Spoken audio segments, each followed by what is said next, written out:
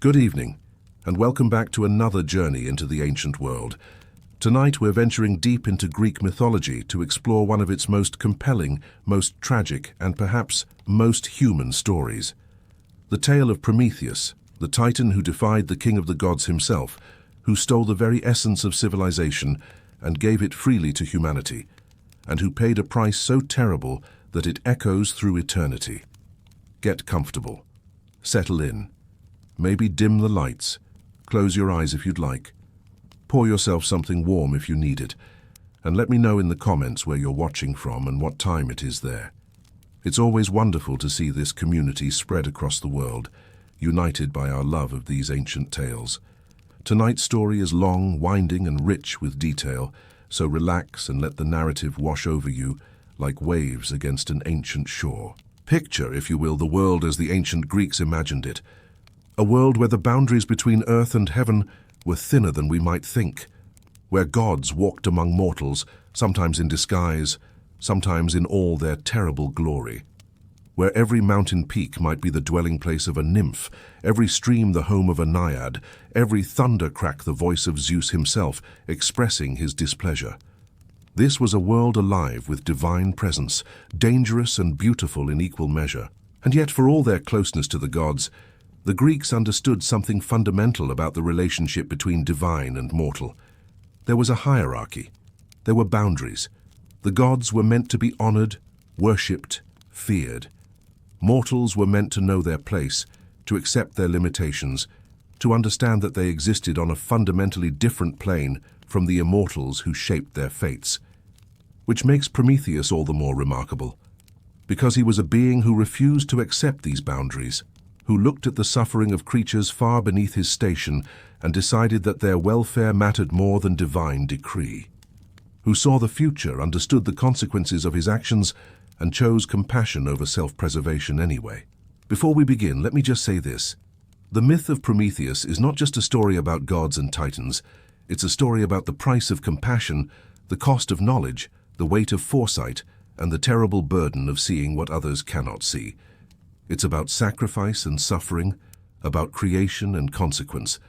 And at its heart, it's about the distance between the divine and the mortal, and the one being who dared to bridge that gap. It's a story that has resonated across millennia, from ancient Athens to modern cinema, from Aeschylus's tragedy to Mary Shelley's novel, from painted pottery to digital screens. Every generation finds something new in Prometheus, some reflection of their own struggles with power and knowledge, authority and defiance, progress and its costs. So tonight we'll walk through the entire arc of Prometheus's story. We'll see him in the glory days before his fall. We'll witness the trick that began his downfall. We'll watch as he commits the ultimate act of defiance. We'll stand beside him through unimaginable torment. And we'll see in the end whether redemption is possible for one who has angered the mightiest of all gods.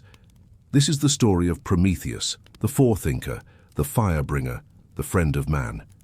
This is his tragedy and his triumph.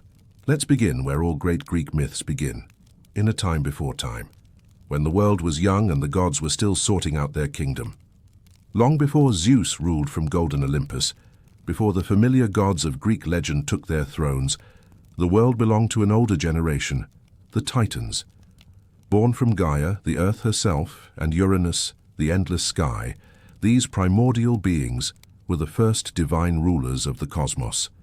They were vast, elemental, powerful beyond measure. And among them, there emerged four brothers, sons of the Titan Iapetus and the Oceanid Clymene. Iapetus was one of the original 12 Titans, ancient and formidable. His name may have meant the piercer or the one who wounds, and he stood among the pillars of the old order. With Clymene he fathered 4 sons, each destined to play a role in the great cosmic drama that would unfold. Their names were Atlas, Menoetius, Epimetheus, and Prometheus. Atlas, the eldest perhaps, was known for his immense strength. He would one day bear the weight of the heavens upon his shoulders, condemned to hold up the sky for all eternity. A punishment, yes, but also a testament to his power. Only Atlas could carry such a burden. Menoetius embodied violence and recklessness. His name suggested hubris, insolence, that dangerous arrogance that the Greeks so feared. he would meet his end in battle, struck down by Zeus's thunderbolt and cast into the darkest depths of Tartarus, that primordial prison beneath the underworld itself. Prometheus, whose name meant afterthought or he who thinks too late, was the younger twin, in a sense, of Prometheus. Where Prometheus possessed foresight, Prometheus had only hindsight. He acted first and considered the consequences later. This quality would prove disastrous, but we'll come to that. And then there was Prometheus. His name, the Greeks believed, derived from pro, meaning before, and manthono, to learn or to think. Prometheus was the forethinker, the one who saw ahead, the one whose mind moved faster than events themselves, who could trace the threads of cause and effect before they even began to weave. This gift of foresight, this ability to perceive what others could not, would define his entire existence. It would save him. It would doom him. It would make him the champion of a species not yet born. Now the Greeks loved to etymologize, to find meaning in names, and they saw in the pairing of Prometheus and Prometheus a perfect cosmic joke. Forethought and afterthought, planning and regret, wisdom and folly. The brothers were two sides of the same coin, representing the dual nature of the human condition. We plan, we act, and sometimes we realize our mistake only when it's far too late. Prometheus, by all accounts, was different from his brothers. Where Atlas relied on strength and Menoetius on violence, Prometheus trusted in cunning, in cleverness, in the subtle arts of trickery and strategy. The Greeks called him polytropos, many-turning, full of wiles. His mind, they said, was labyrinthine and swift. He was not the strongest Titan. He would never carry the heavens or wield a weapon that could shatter mountains, but he could outthink nearly anyone, mortal or divine. This intelligence would serve him well in the great war that was to come. You see, the reign of the Titans was not eternal. Nothing in Greek mythology ever is. There's always a son waiting to overthrow his father, always a new generation rising to challenge the old. The Titans had overthrown Uranus, and in time the Titans themselves would face their own reckoning. The story goes like this. Cronus, the youngest of the original 12 Titans, had led the rebellion against his father Uranus. With a sickle provided by his mother Gaia, Cronus had castrated Uranus and taken control of the cosmos. But Cronus, like his father before him, grew paranoid. He heard prophecy, that terrible voice of fate, that one of his own children would overthrow him. So Cronus did what seemed logical to a Titan king. He swallowed his children whole. One by one, as his wife Rhea gave birth, Cronus devoured them. Hestia, Demeter, Hera, Hades, Poseidon, all consumed, trapped in the belly of their father. But Rhea, like Gaia before her, grew tired of this cruelty. When her youngest son was born, she hid him away on the island of Crete and gave Cronus a stone wrapped in swaddling clothes instead. Cronus, apparently not the most observant of gods, swallowed the stone without question, and the child Zeus grew to adulthood in secret, far from his father's eyes. When Zeus was old enough, he returned. With the help of the Oceanid Metis, he tricked Cronus into regurgitating the swallowed children. Out they came, fully grown, divine and furious. War was inevitable. The conflict that followed was called the Titanomachy, the War of the Titans. It lasted 10 years.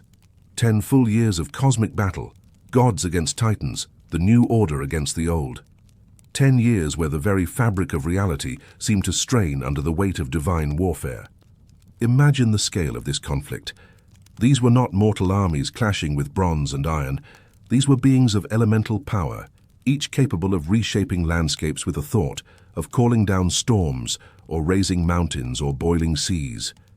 When Titans fought, the earth itself participated in the battle. Cracks opened in the ground, swallowing entire regions. Mountains were hurled like weapons, crashing into enemy formations with the force of divine rage. The Titans held Mount Othrys as their stronghold, that great peak in central Greece, where Cronus had established his throne.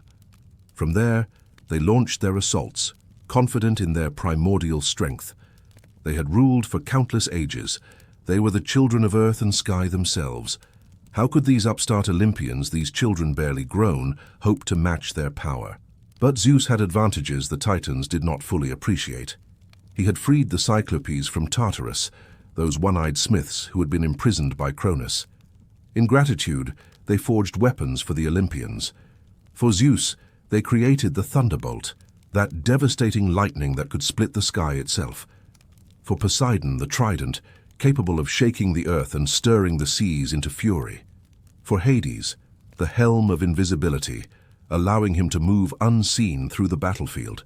Zeus also freed the Hecatonchires, the 100-handed ones, those monstrous siblings of the Titans who possessed 100 arms each and could hurl boulders with machine-like efficiency. These beings, grateful for their liberation, became devastating allies to the Olympians. The battles were cataclysmic. Hyperion, Titan of light, blazed across the battlefield like a second sun, his radiance blinding and burning. Oceanus sent tidal waves crashing against the Olympian positions, trying to drown Zeus's forces. Creus commanded the constellations themselves to shift, disrupting the natural order in an attempt to confuse the enemy. The seas boiled. The sky itself seemed to crack under the strain of divine warfare. Thunder rolled constantly, not from storms, but from the clash of immortal powers. The earth shook with such violence that mortals, had there been any to witness it, would have thought the world was ending. And in this war, every immortal being had to choose a side. Neutrality was not an option.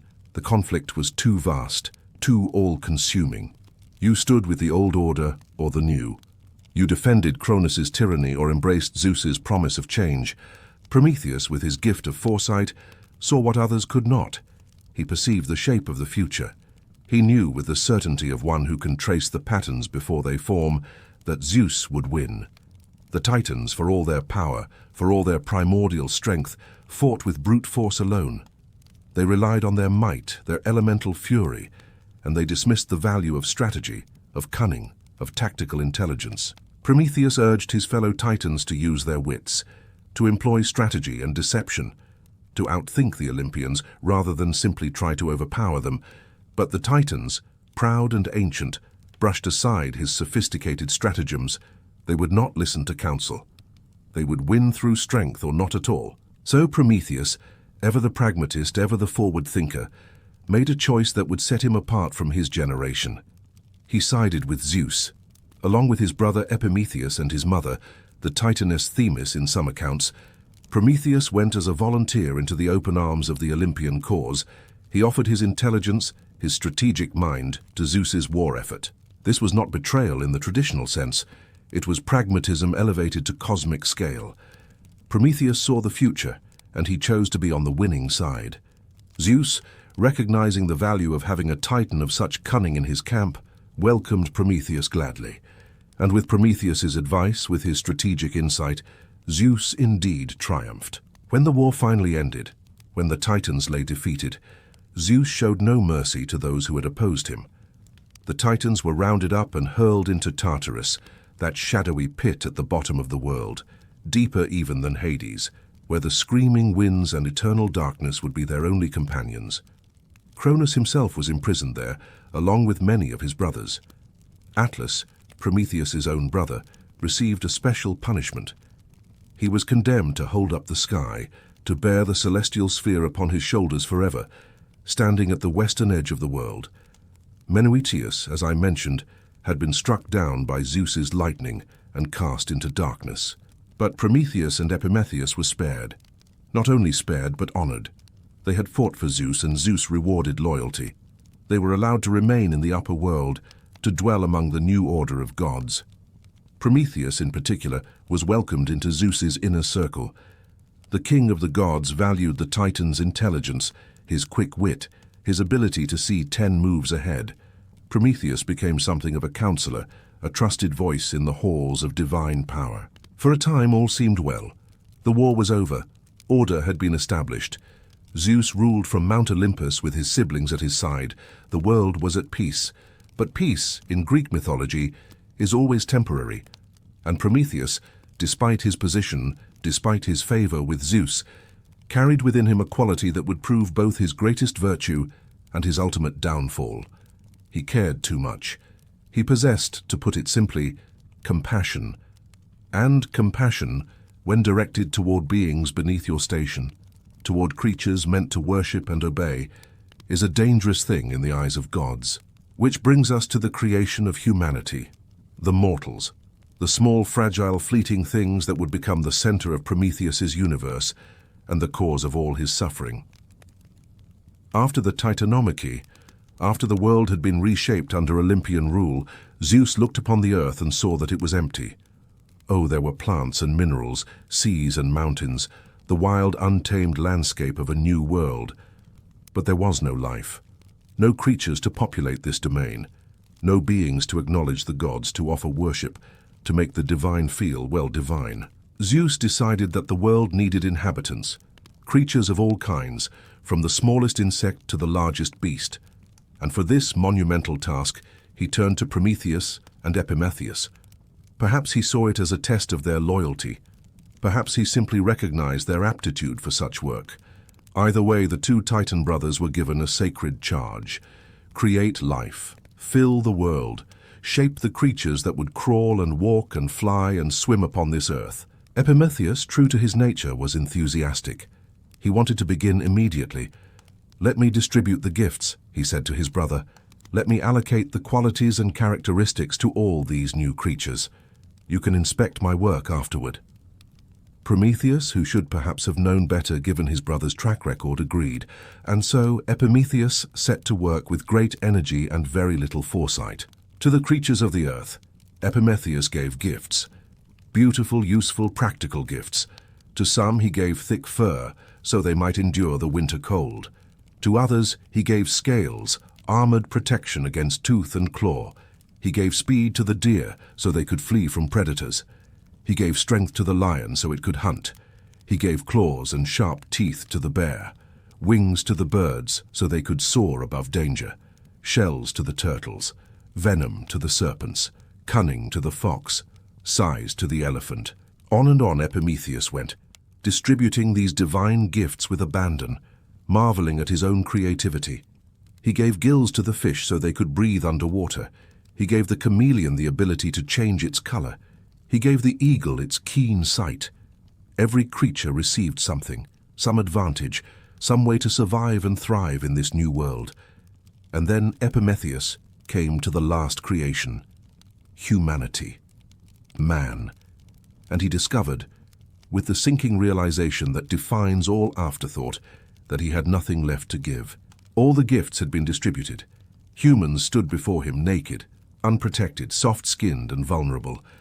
They had no fur against the cold, no claws to defend themselves, no venom, no flight, no speed, no strength that could match even the smallest predator. They were, in every practical sense, doomed. Epimetheus had spent lavishly on every other creature and had left nothing for the beings who would matter most. This was the ultimate expression of his nature.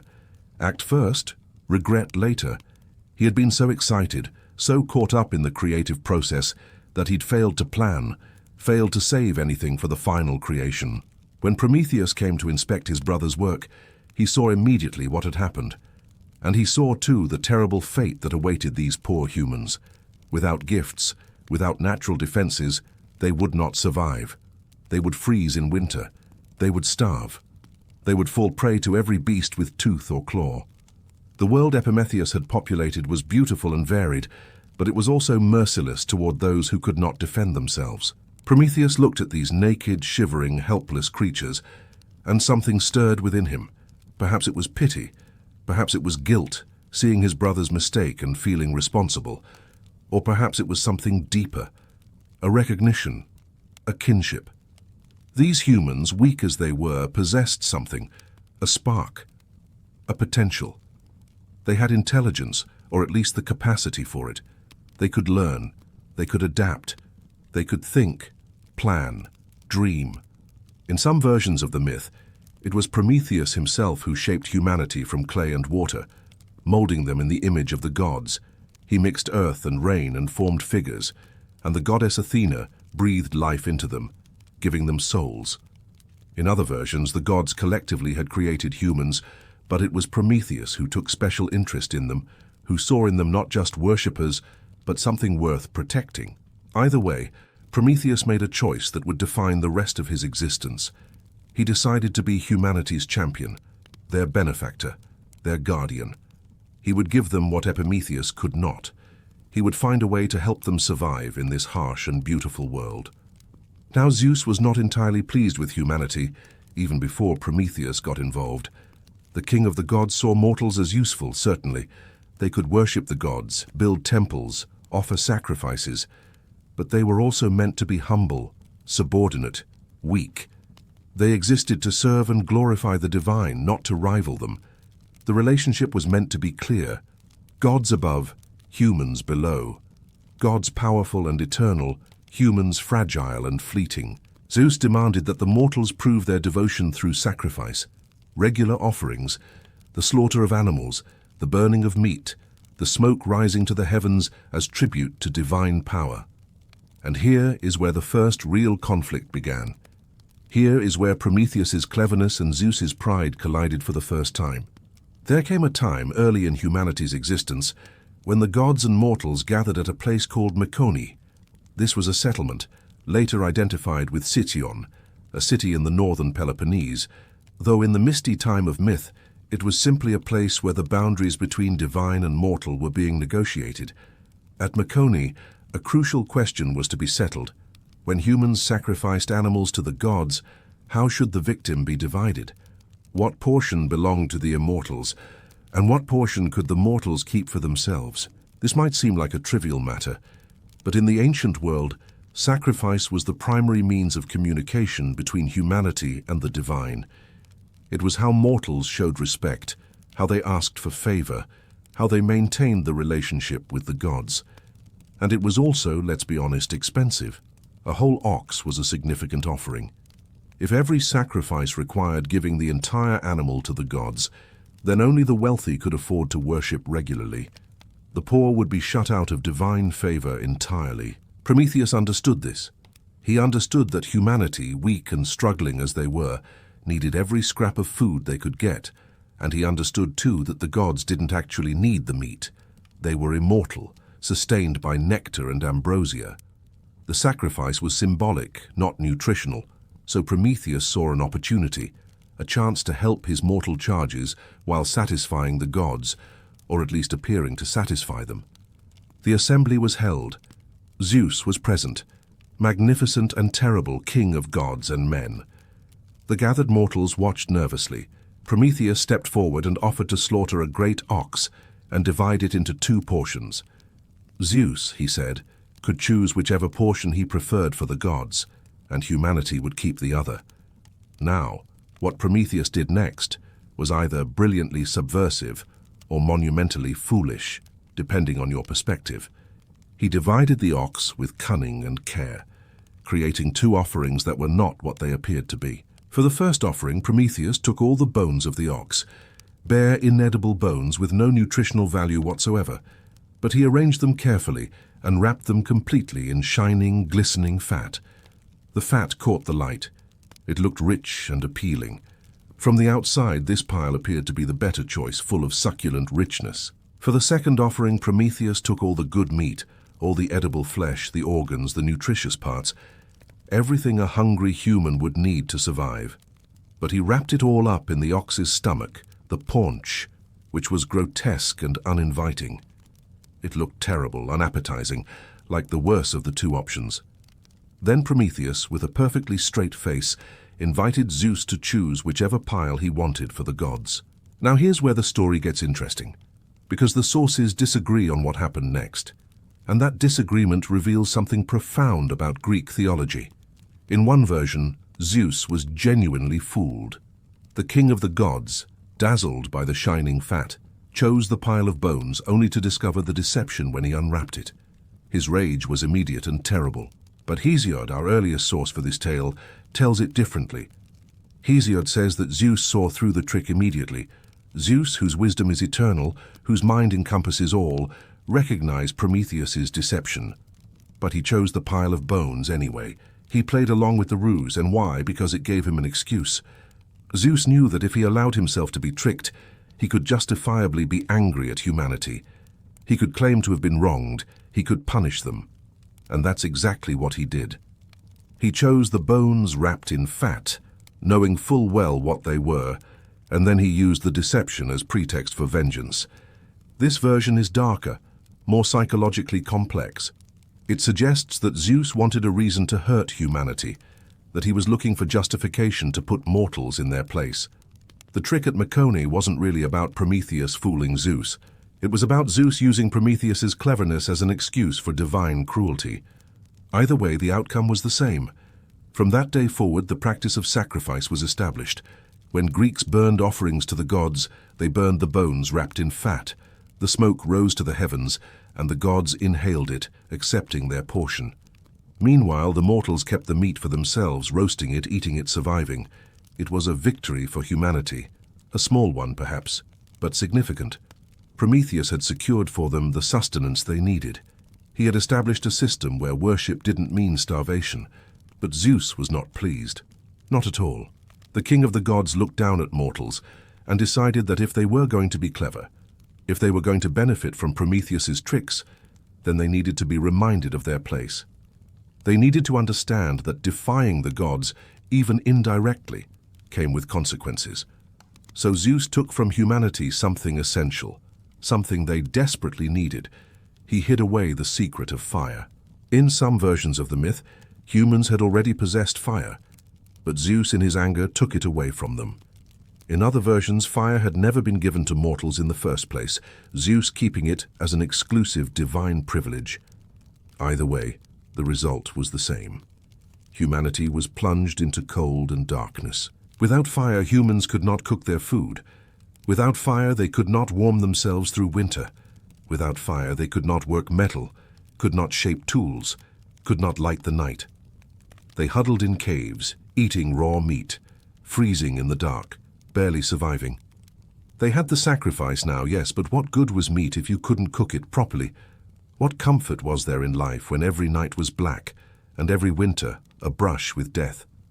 Zeus, satisfied that he had taught mortals and Prometheus a lesson, returned to Olympus. The matter, as far as he was concerned, was settled, but he had underestimated the forethinker's compassion, and he had underestimated how far Prometheus would go to help the creatures he had come to care for. Prometheus watched humanity suffer. He saw them shivering through cold nights.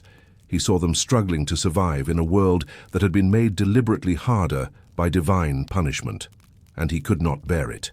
He had given them the meat from sacrifices, true, but without fire that gift was hollow. They needed warmth. They needed light. They needed the ability to transform their world, to become more than just clever animals scrambling for survival. So Prometheus made a decision, a terrible, wonderful, irrevocable decision. He would steal fire from the gods and give it to humanity, and he would do so knowing full well what the consequences would be. This was not impulsive. Remember, Prometheus could see the future. He understood exactly what would happen when Zeus discovered this theft. He knew the punishment that awaited him, and yet he did it anyway. That's what makes him remarkable. Not the theft itself, but the conscious choice to commit it despite knowing the cost. The theft of fire is the central act of the Prometheus myth, the moment when the Titan crossed a line that could never be uncrossed. It's described in various ways across different sources, each version adding its own details and drama, but the core remains the same. Prometheus, moved by compassion for suffering humanity, stole the secret of fire from the gods and brought it down to earth. According to Hesiod, Prometheus concealed the divine fire inside a hollow fennel stalk. Fennel was a plant known to the Greeks for its dry, fibrous interior that could smolder without being consumed too quickly. The stalk was like a primitive torch, a vessel that could carry a coal without burning up immediately. Prometheus, they said, ascended to Olympus, or perhaps to the sun's chariot driven by Helios, or perhaps to the workshop of Hephaestus, the god of fire and forge. Different versions place the theft in different locations, but the method is consistent. He found fire, he captured it in the fennel stalk, and he brought it down to earth. Some sources add more detail. They say that Prometheus created a diversion first, throwing a golden apple into the divine courtyard with a note saying, "For the fairest goddess," causing the goddesses to argue and the gods to become distracted. This feels like a later embellishment borrowing from other myths, but it speaks to the image of Prometheus as trickster, as one who used cunning rather than force. Once he had the fire, Prometheus descended from the heavens like a thief in the night, clutching his precious cargo. He came to where humans dwelt, cold and afraid, and he gave them the flame. He didn't just hand over a torch and walk away. He taught them how to maintain fire, how to feed it, how to use it. He showed them that fire was not just for warmth, but for transformation. With fire, you could cook food, making it more digestible, safer, more nutritious. With fire, you could harden clay into pottery. With fire, you could melt ore and shape metal into tools and weapons. But fire was more than physical. In the Greek understanding, fire represented knowledge, enlightenment, the spark of civilization itself. When Prometheus gave humans fire, he was giving them the capacity to rise above their animal nature. He was giving them technology, yes, but also autonomy. The ability to shape their own destinies rather than simply endure the whims of gods and nature. Heracles, in his great tragedy Prometheus Bound, expands on this magnificently. In his telling, Prometheus didn't just give humans fire, he gave them all the arts and sciences. He taught them writing and mathematics, medicine and architecture, navigation and agriculture. He showed them how to domesticate animals, how to interpret dreams, how to mine beneath the earth for metals. He gave them blind hope, stopping them from foreseeing their own deaths, freeing them from the paralyzing knowledge of their mortality. In Aeschylus's version, Prometheus is not just a fire thief but a culture hero, the bringer of civilization in its entirety. He took humanity from a state of ignorant suffering and elevated them to something approaching divine capacity. He gave them not just survival, but the possibility of thriving, of building, of creating their own meaning in a harsh universe. And mortals, for their part, were transformed. With fire they built hearths and homes. They gathered around flames in the darkness and felt safe. They cooked their meat and tasted how much better it was than raw flesh. They hardened their spears and hunted more successfully. They survived winters they would have died in. They began slowly to flourish. It was the most beautiful gift any god or titan had ever given to any creature. It was an act of pure generosity, of selfless love. Prometheus asked nothing in return. He didn't demand worship or tribute. He didn't set himself up as a tyrant over grateful mortals. He simply gave them what they needed to become more than they were, and Zeus, when he discovered what had happened, was furious beyond measure. The king of the gods knew immediately that Prometheus had acted. Fire had been hidden, and now it blazed in mortal hands. The smoke from human hearths rose to the sky. The glow of campfires dotted the landscape at night. There was no hiding this. Zeus's rage was not just about the theft itself, though that was transgression enough. It was about what the theft represented. Defiance, the elevation of mortals, the suggestion that humans might not need to grovel before the gods, might not need to live in constant fear and subordination. Prometheus had given humanity a kind of power, and power once granted is very hard to take back. Zeus had punished humanity after the trick at Mecone. He had withheld fire, and Prometheus had undone that punishment. He had contradicted the will of the king of the gods. He had said, in effect, that mortal suffering mattered more than divine pride. This was unforgivable. But Zeus, being Zeus, understood that taking fire back would be difficult, not impossible perhaps, but practically challenging. Fire spreads. It passes from torch to torch, hearth to hearth. You can't confiscate it the way you can confiscate a weapon. It's knowledge now, skill, technique. The mortals know how to make it, how to sustain it. You'd have to destroy every flame on Earth and somehow erase the memory of how to create it. More importantly, Zeus recognized a principle that even gods must respect. What one divine being has given, another cannot simply take away. There are rules, even in the divine sphere. Prometheus, a titan, had granted fire to humanity. Zeus could not directly reverse that gift without undermining the cosmic order itself. So Zeus decided on a different approach. He would punish both Prometheus and humanity. He would make them both pay for this act of defiance, and he would do it in ways that would serve as warnings to anyone who might consider similar acts in the future. For humanity, Zeus devised a punishment that was subtle, insidious, and deeply problematic from a modern perspective. He created the first woman, and through her, he would bring suffering to mortal men. Before we continue with Zeus's revenge, we need to pause and acknowledge something. The myth of Pandora is, by modern standards, deeply misogynistic. It reflects the patriarchal views of ancient Greek society, where women were often viewed with suspicion as sources of temptation and trouble. The story presents the creation of woman as a punishment for men, which is obviously absurd and offensive from our contemporary perspective. But we're here to understand the myths as they were told, not to endorse their values. So let's proceed with that understanding. We're looking at an ancient story through the lens of ancient culture, recognizing its flaws while appreciating its narrative power. According to Hesiod, Zeus commanded Hephaestus, the god of the forge and craftwork, to create something unprecedented, a woman. Up until this point, in the mythological timeline, humans had been exclusively male. They had been shaped from clay, yes, but they were all men. Now Zeus wanted Hephaestus to fashion a female form from earth and water, just as Prometheus had fashioned the males.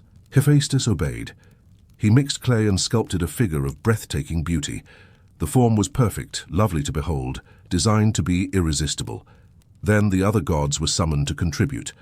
Athena clothed her in shimmering garments and taught her the arts of weaving. Aphrodite granted her grace and desire. Hermes gave her a cunning mind and persuasive speech. The Graces adorned her with necklaces of gold.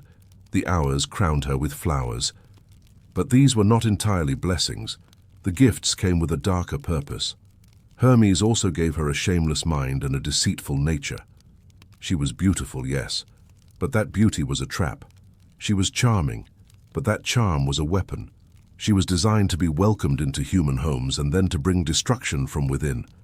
Zeus named her Pandora, which means all gifts, because all the gods had contributed something to her creation. She was the perfect gift, beautiful and alluring. And she was the perfect weapon, carrying doom hidden inside her. Zeus then gave Pandora a jar. This is important to note because modern retellings often call it Pandora's box, but in the original Greek it was a pythos, a large storage jar. The mistranslation to box came from Erasmus in the 16th century, and it stuck. But we'll respect the original and call it a jar. This jar contained all the evils that Zeus could conceive. Inside were disease and pain, suffering and sorrow, hatred and envy, war and famine, old age and death. Every misfortune that could befall humanity was sealed inside that jar, and Zeus commanded Pandora never to open it. Then he sent her to earth as a gift for Prometheus. Now Prometheus had specifically warned his brother about accepting gifts from Zeus. He had told Prometheus, "Never accept anything the gods offer you. It will be a trap." This was Prometheus's foresight at work. He knew Zeus would retaliate for the theft of fire. He knew the king of the gods would devise some clever punishment, and he warned his brother to be on guard. But Prometheus, true to his nature, forgot his brother's warning the moment he saw Pandora. She was beautiful beyond measure. She spoke sweetly, she smiled, and Prometheus, thinking only of the moment, only of the immediate pleasure of having such a companion, welcomed her into his home. He married her, delighted with Zeus's generosity, never suspecting the disaster he had just invited in. For a while, Pandora lived among humans peacefully. She was curious about everything, asking questions, exploring her new home. And always, in the corner of the house, sat that jar. That mysterious sealed jar that she had been told never to open. The Greeks understood human nature well enough to know what would happen next. Curiosity is powerful, irresistible even. The more Pandora was told not to open the jar, the more she wanted to know what was inside. What could be so dangerous? What could be so secret? Was it treasure? Was it knowledge? Why had Zeus given it to her if she was never to use it? The curiosity grew and grew until finally, one day when Prometheus was away, Pandora could resist no longer. She approached the jar. She placed her hands on the lid, and she opened it. What happened next was catastrophic. Out of the jar came a torrent of evils. They burst forth like a swarm of insects, like smoke, like a flood. Disease flew out, and with it came pain and suffering. Old age emerged, and death, hunger and poverty, war and violence, envy and hatred and spite. All the miseries that had never touched humanity before poured out of that jar and spread across the world. Pandora, horrified, tried to close the lid. She struggled with it, pushing it down, sealing it shut. But it was too late. The evils had escaped. They were loose in the world, and there was no gathering them back. But at the very bottom of the jar, one thing remained: hope. Why hope? The Greeks debated this endlessly. Some said hope stayed behind as a comfort, a gift to help humanity endure all the other evils.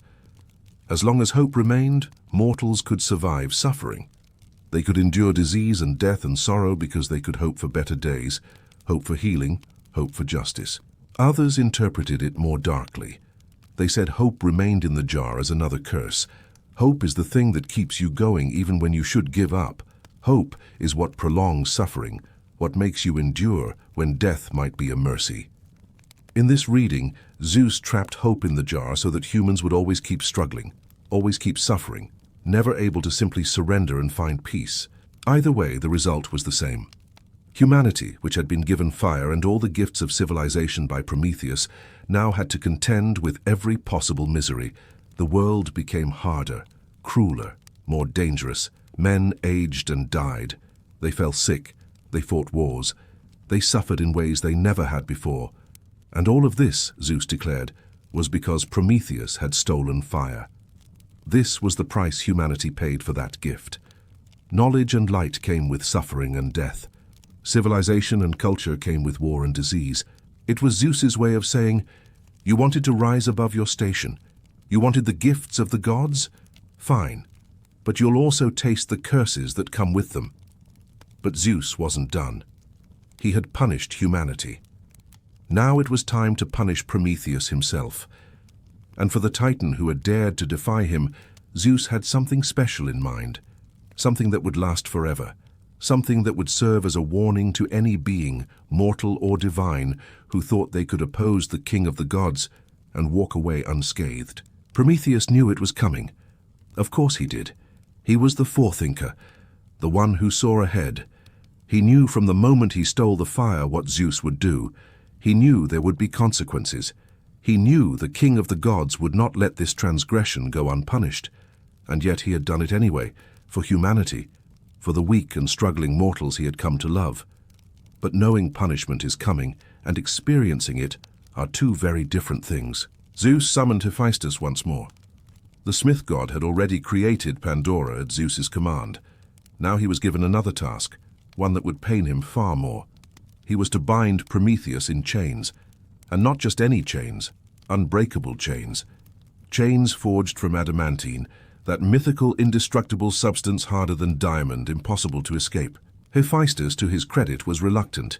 He had sympathy for Prometheus. They were both craftsmen of a sort, both clever, both associated with the transformative power of fire. Prometheus had even helped Zeus come to power during the war against the Titans. He was a friend, or had been, but orders from Zeus were not to be refused. Along with Hephaestus came two other figures, Kratos and Bia, power and force. These were not gods in the traditional sense, but personifications, embodiments of Zeus's might and authority. Kratos was cruel and mocking.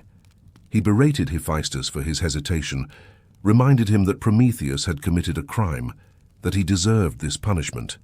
Bia said nothing. She was violence itself, silent and implacable. Together they traveled to the edge of the world, to the Caucasus Mountains, that wild and desolate range at the eastern limit of the known world. Beyond the Caucasus, the Greeks believed, lay the realm of barbarians and monsters, the edge of civilization itself. It was a place of storms and cold, of jagged peaks and barren rock. There was no life here, no warmth, no comfort. It was the perfect place for eternal punishment. They found a desolate cliff, a rock face exposed to every wind and weather. And there Hephaestus, with tears in his eyes, set to work.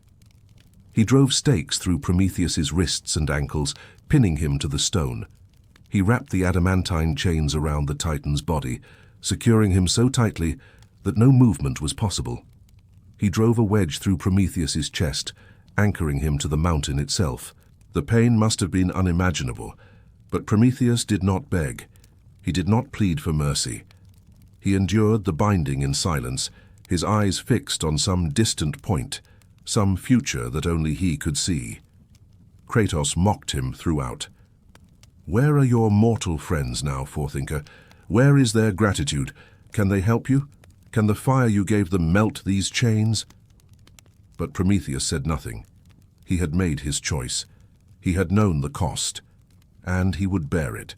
When the work was done, when Prometheus was utterly immobilized, unable to move so much as a finger, Hephaestus and Bia departed. Only Kratos remained for a moment, hurling one final taunt. The gods gave you a foolish name when they called you forethinker. You need more than foresight, you need wisdom. Then he too left, and Prometheus was alone. Alone on a rock at the edge of the world, bound in chains that would never rust or weaken, unable to escape, unable even to shift position to ease his agony.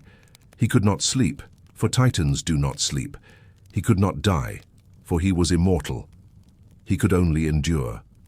The elements battered him constantly. The Caucasus was a land of extremes. Bitter cold in winter, when snow and ice accumulated on his body and the wind cut like knives. Scorching heat in summer, when the sun beat down on the bare rock and there was no shade, no relief. Rain lashed him. Storms raged around him. Lightning split the sky, close enough to hear the thunder crack like bones breaking. And always, always, the loneliness. No one to speak to, no one to see. Just the endless sky and the indifferent mountains and the weight of his own choices. But Zeus was not finished. The binding was just the beginning.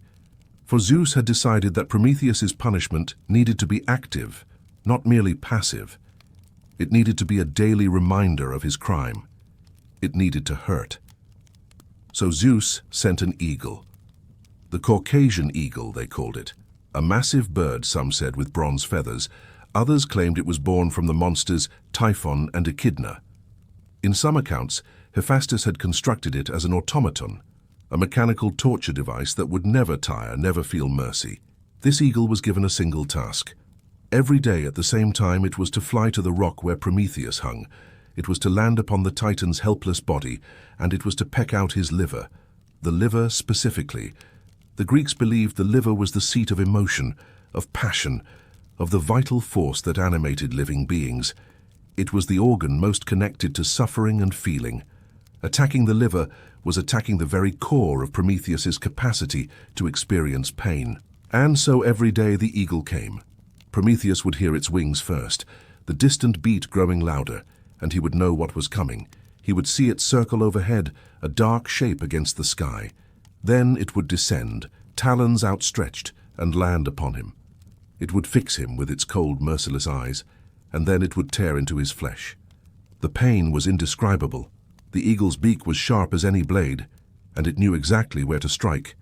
It would rip through skin and muscle, exposing the organs beneath. Then it would grasp the liver with its talons and tear chunks away, swallowing them while Prometheus screamed. Aeschylus describes it vividly in Prometheus Bound.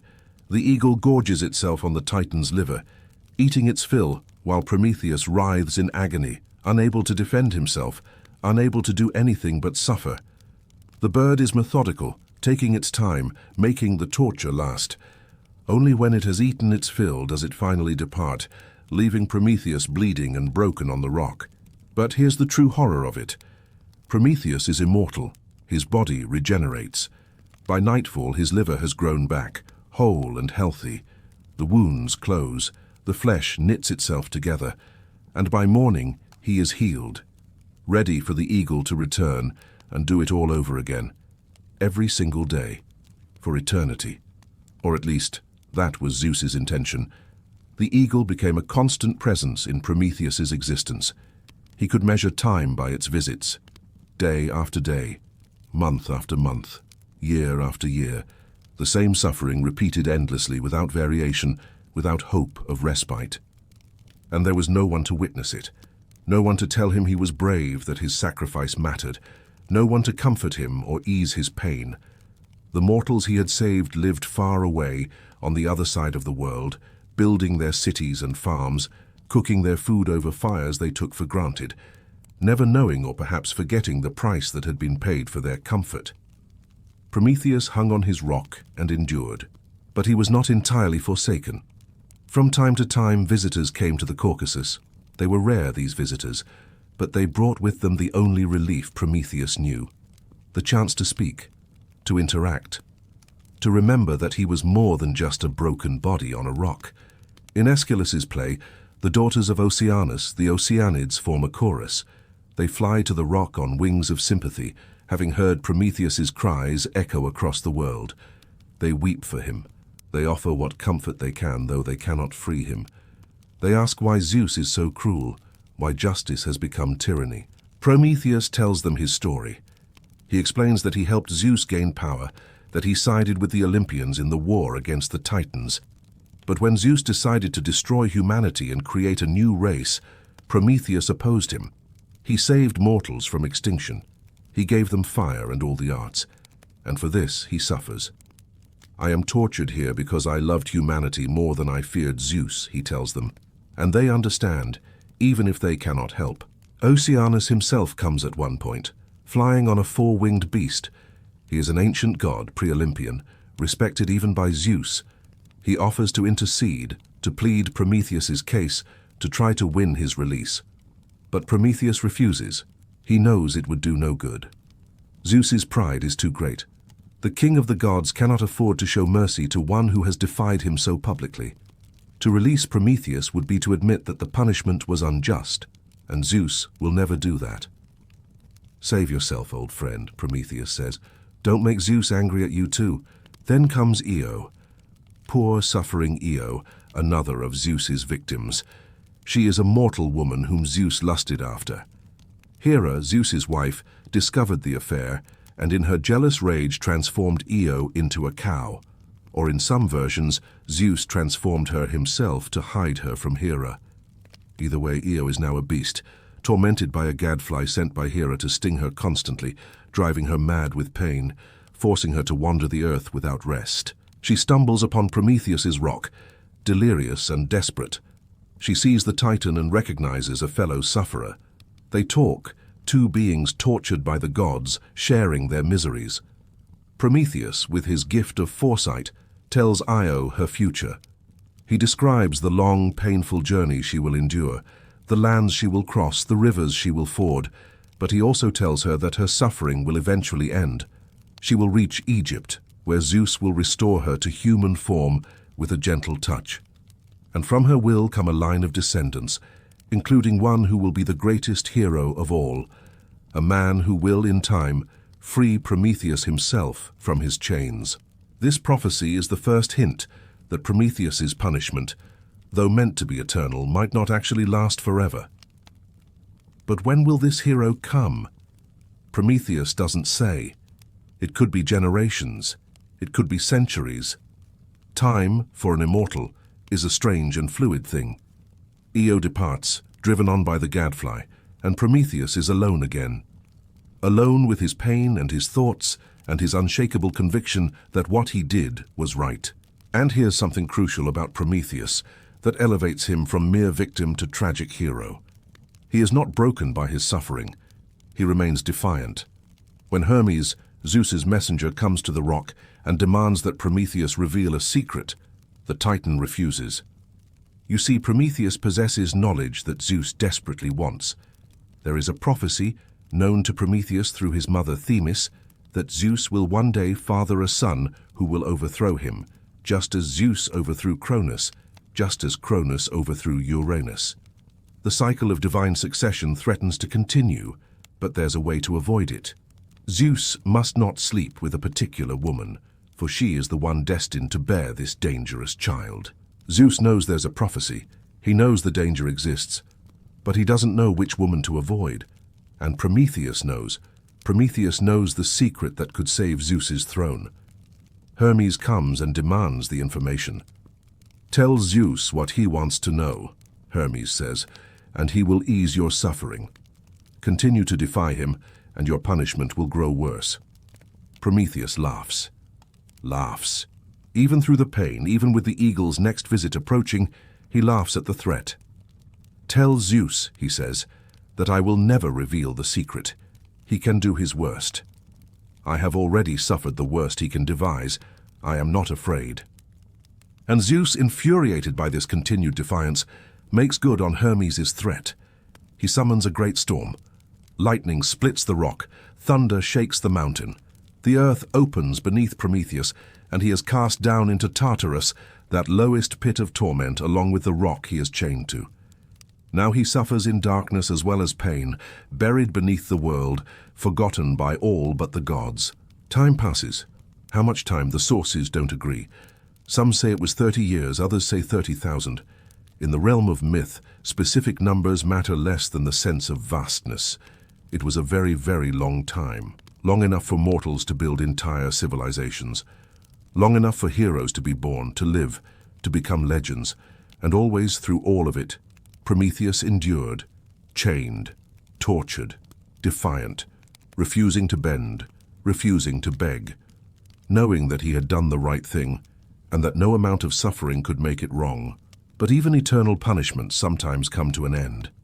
Because Zeus, for all his power, for all his pride, could not quite bring himself to kill Prometheus. Perhaps he couldn't. Perhaps Prometheus, being a titan, being something older and more fundamental than the Olympians, couldn't truly be destroyed. Or perhaps Zeus simply wanted to leave the possibility of mercy open, wanted to keep the leverage of potential release. Either way, Prometheus's liberation would eventually come. Not from Zeus's mercy, but from the courage of a half-mortal hero, a son of Zeus himself, driven by his own burdens, his own need to perform great deeds and prove his worth. Heracles, Hercules to the Romans, the strongest man who ever lived, son of Zeus and the mortal woman Alcmene. His story is filled with violence and tragedy, with labors and monsters, with moments of glory and moments of shame. He was a complicated hero, simultaneously noble and brutal, plagued by madness and guilt, driven to prove himself worthy of his divine father's approval. Among the many tasks Heracles undertook were the famous 12 labors, impossible challenges assigned to him as penance for a terrible crime. In a fit of madness sent by Hera, who hated all of Zeus's illegitimate children, Heracles had killed his own wife and children. When the madness lifted and he realized what he had done, he was devastated.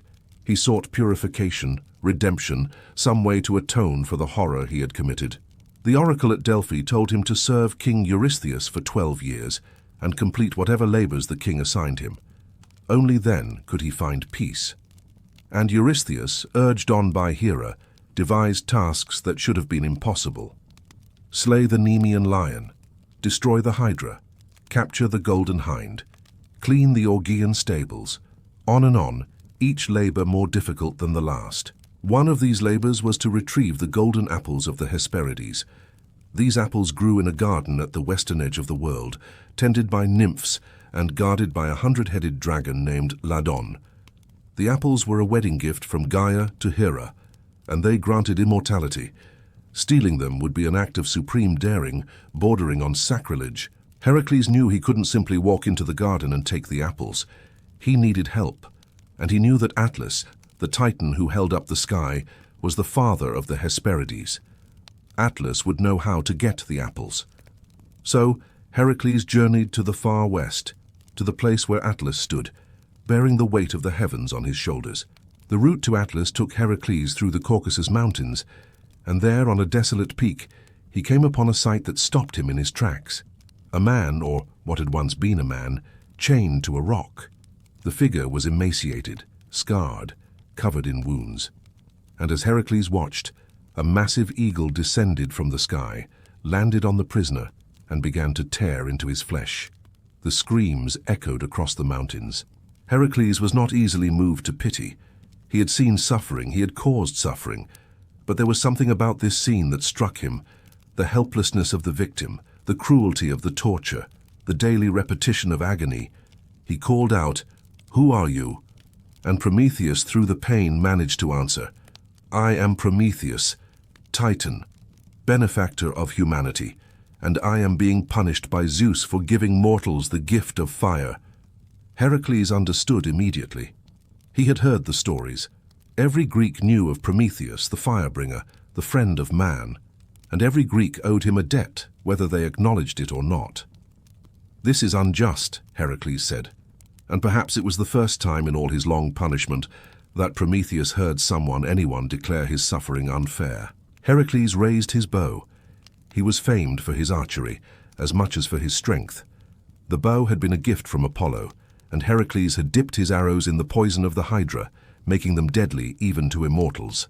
He nocked an arrow, took aim at the circling eagle, and loosed. The arrow flew true. It struck the Caucasian eagle mid-flight, the Hydra's venom coursing through the creature's body. The eagle fell from the sky, crashing onto the rocks below, dead. For the first time in however many centuries or millennia, Prometheus would not be tortured today. The eagle was gone.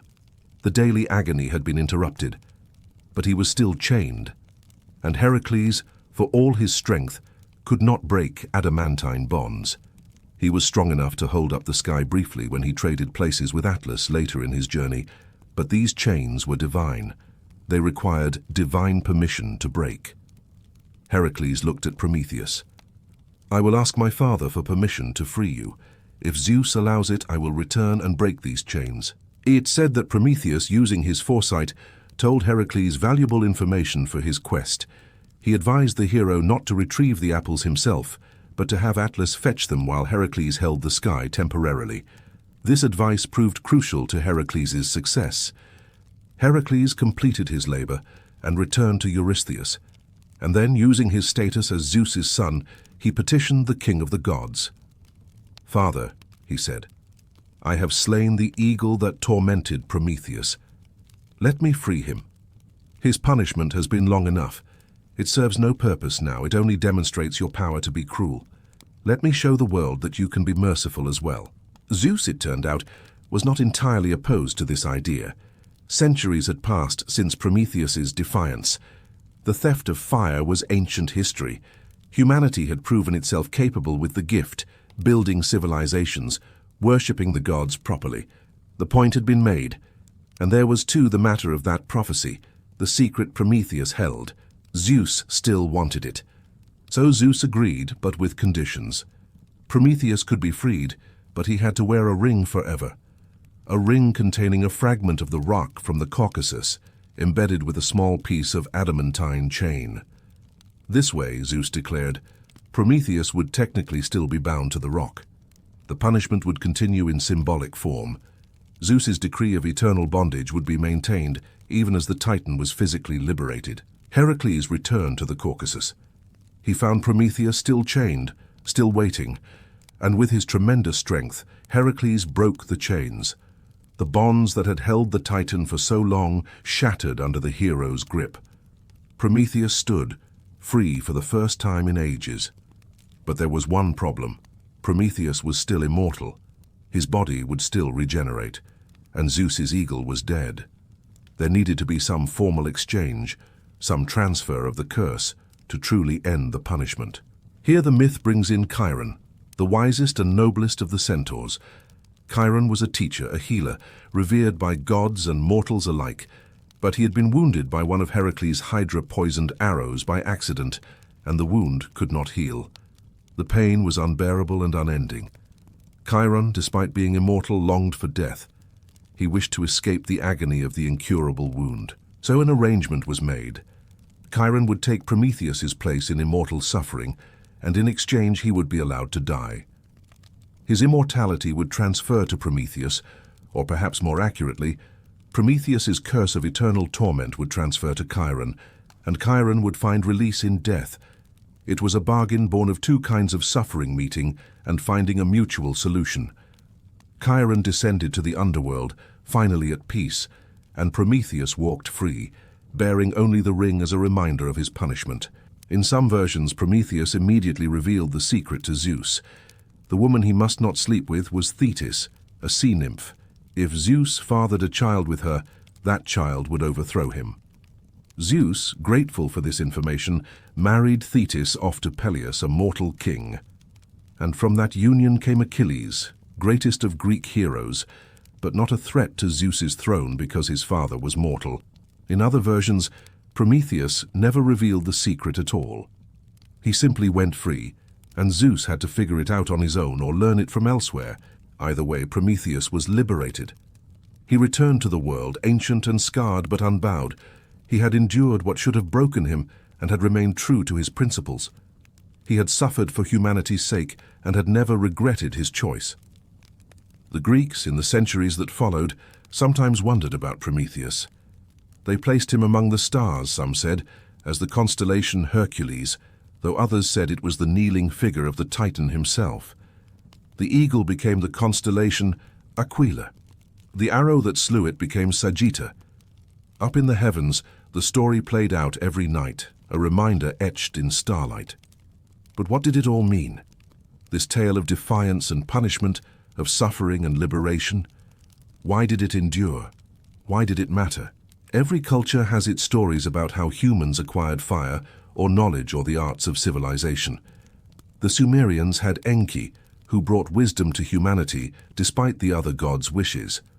The Norse had Loki, the trickster who helped and hindered the gods in equal measure. Similar figures appear in myths worldwide: the firebringer, the culture hero, the one who steals something precious from the divine realm and gives it to mortals. But Prometheus is unique in several ways. He's not a trickster in the traditional sense, though he employs trickery. He's not a god who creates humans for his own amusement or purposes. He's a figure driven primarily by compassion, by genuine care for beings weaker than himself. And he pays a terrible price for that care, without ever wavering or regretting his choice.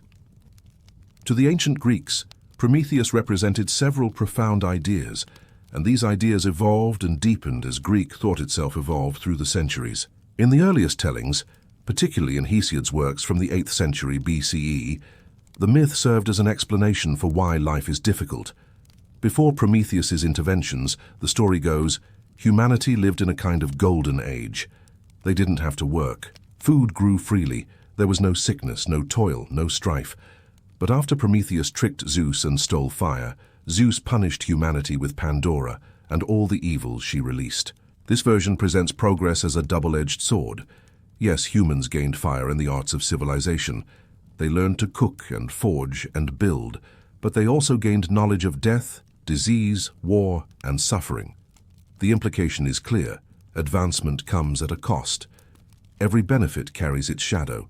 Every step forward potentially leads to new problems. Hesiod, who lived in a time when Greece was transitioning from an oral culture to a literate one, from tribal societies to city-states, would have understood this tension viscerally. He saw his world changing, saw new technologies and social structures emerging, and he saw both the benefits and the disruptions they caused. The Prometheus myth gave him a framework for thinking about progress and its consequences. For farmers in ancient Greece, struggling with the brutal realities of agricultural life, the myth explained why existence was so hard. It wasn't that the gods were indifferent or cruel by nature. It was that humanity had been caught up in a conflict between divine powers, and we bore the consequences of Prometheus's compassion and Zeus's wrath. We had fire, yes, but we also had to work for our bread, endure sickness, face death. The trade was not entirely fair. This reading doesn't particularly glorify Prometheus. In Hesiod's telling, he's characterized as a trickster whose cleverness gets humanity into trouble as much as it helps them. He's respected for his intelligence, but also viewed somewhat warily. His foresight wasn't quite wise enough to prevent the consequences of his actions. But as Greek culture developed, particularly in Athens during the 5th century BCE, the interpretation of Prometheus began to shift dramatically. This was the age of Athenian democracy, of unprecedented cultural flowering, of drama and philosophy and political experimentation. The Athenians were proud of their civilization, of their achievements in art and thought and governance, and they began to see Prometheus differently. Aeschylus, that towering figure of Greek tragedy, gave us Prometheus bound sometime in the mid-5th century BCE. In his version, Prometheus is no mere trickster. He is a hero, a champion of the oppressed, a figure who stood up to tyranny on behalf of those who could not stand up for themselves. Aeschylus's Prometheus didn't just give humans fire. He gave them everything that makes civilization possible: writing so they could record knowledge and communicate across time, mathematics so they could measure and calculate and plan, medicine so they could heal sickness and ease suffering, architecture so they could build lasting structures, agriculture so they could feed themselves reliably, astronomy so they could navigate and understand the cycles of seasons. More than that, he gave them hope. He caused them to cease foreseeing their own deaths, lifting from humanity the crushing weight of knowing exactly when and how they would die. This gift of blind hope allowed humans to plan, to dream, to build for a future they could hope to see, even if they couldn't be certain of it. In Aeschylus's telling, Prometheus is explicitly portrayed as the benefactor of mankind, someone who saw humans as more than slaves to the gods, who believed in their potential, who gave them the tools to become something greater than they were. And for this, Zeus punishes him with a cruelty that seems almost pathological. The Zeus of Prometheus bound is not the wise ruler of the cosmos. He's a tyrant, freshly come to power, insecure and brutal. He rules through fear and force. He cannot tolerate dissent.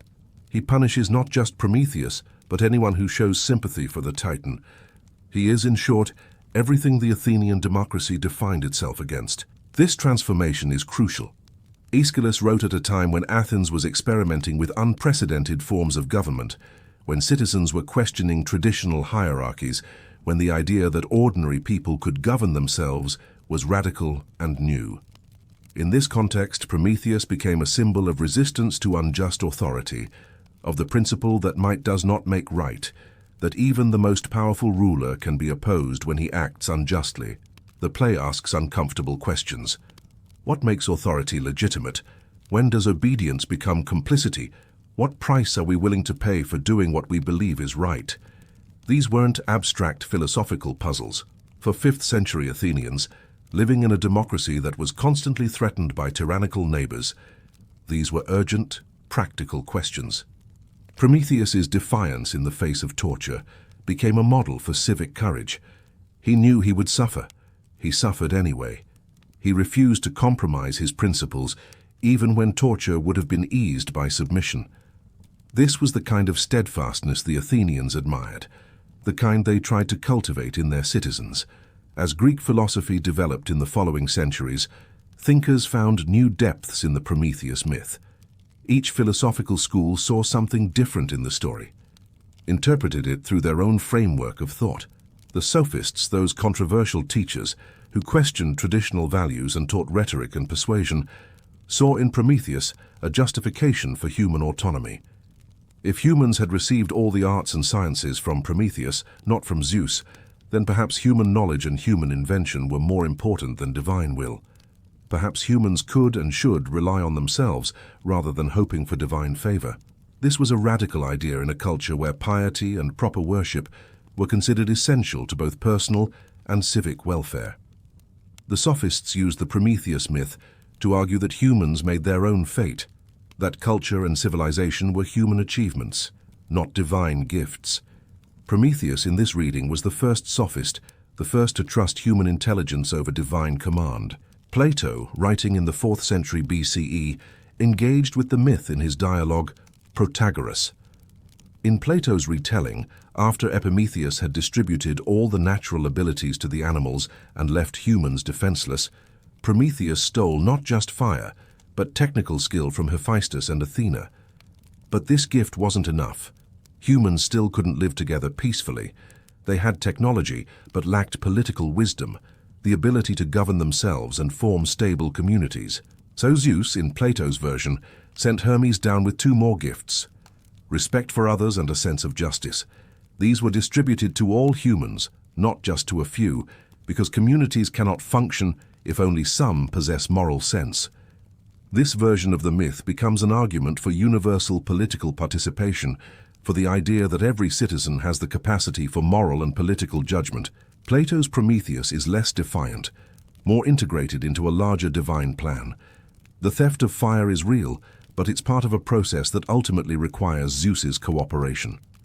Human civilization is a partnership between Promethean ingenuity and Olympian justice.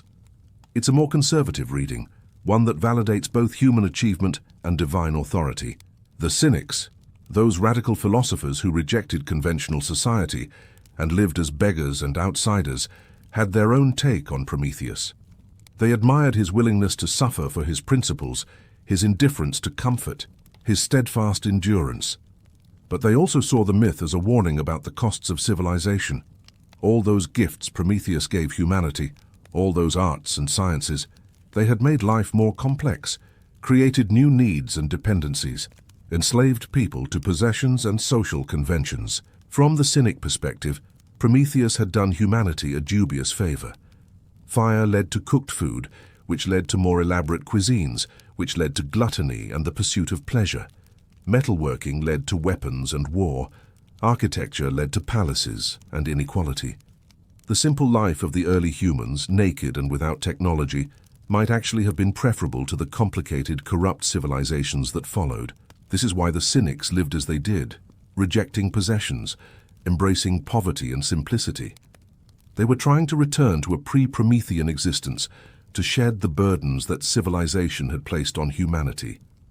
The Stoics, who emerged in the Hellenistic period after Alexander the Great, saw the myth through yet another lens.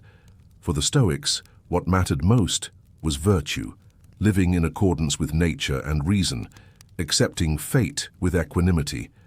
Prometheus's suffering became, in their hands, an example of endurance in the face of inevitable hardship. The Stoics admired Prometheus not because he defied authority, but because he accepted the consequences of his actions without complaint. He didn't rail against his fate. He didn't beg for release. He endured what had to be endured, maintaining his dignity and his principles even in the most extreme suffering. This was the Stoic ideal, to remain virtuous regardless of external circumstances, to control what you can control, your own mind and choices, and accept what you cannot, the actions of others, the vicissitudes of fate. For the Stoics, the liver being eaten daily was a particularly potent symbol. The liver was associated with emotions, with passion, with the reactive parts of human nature that Stoicism taught should be mastered through reason. That the liver regenerated each night meant the struggle never ended.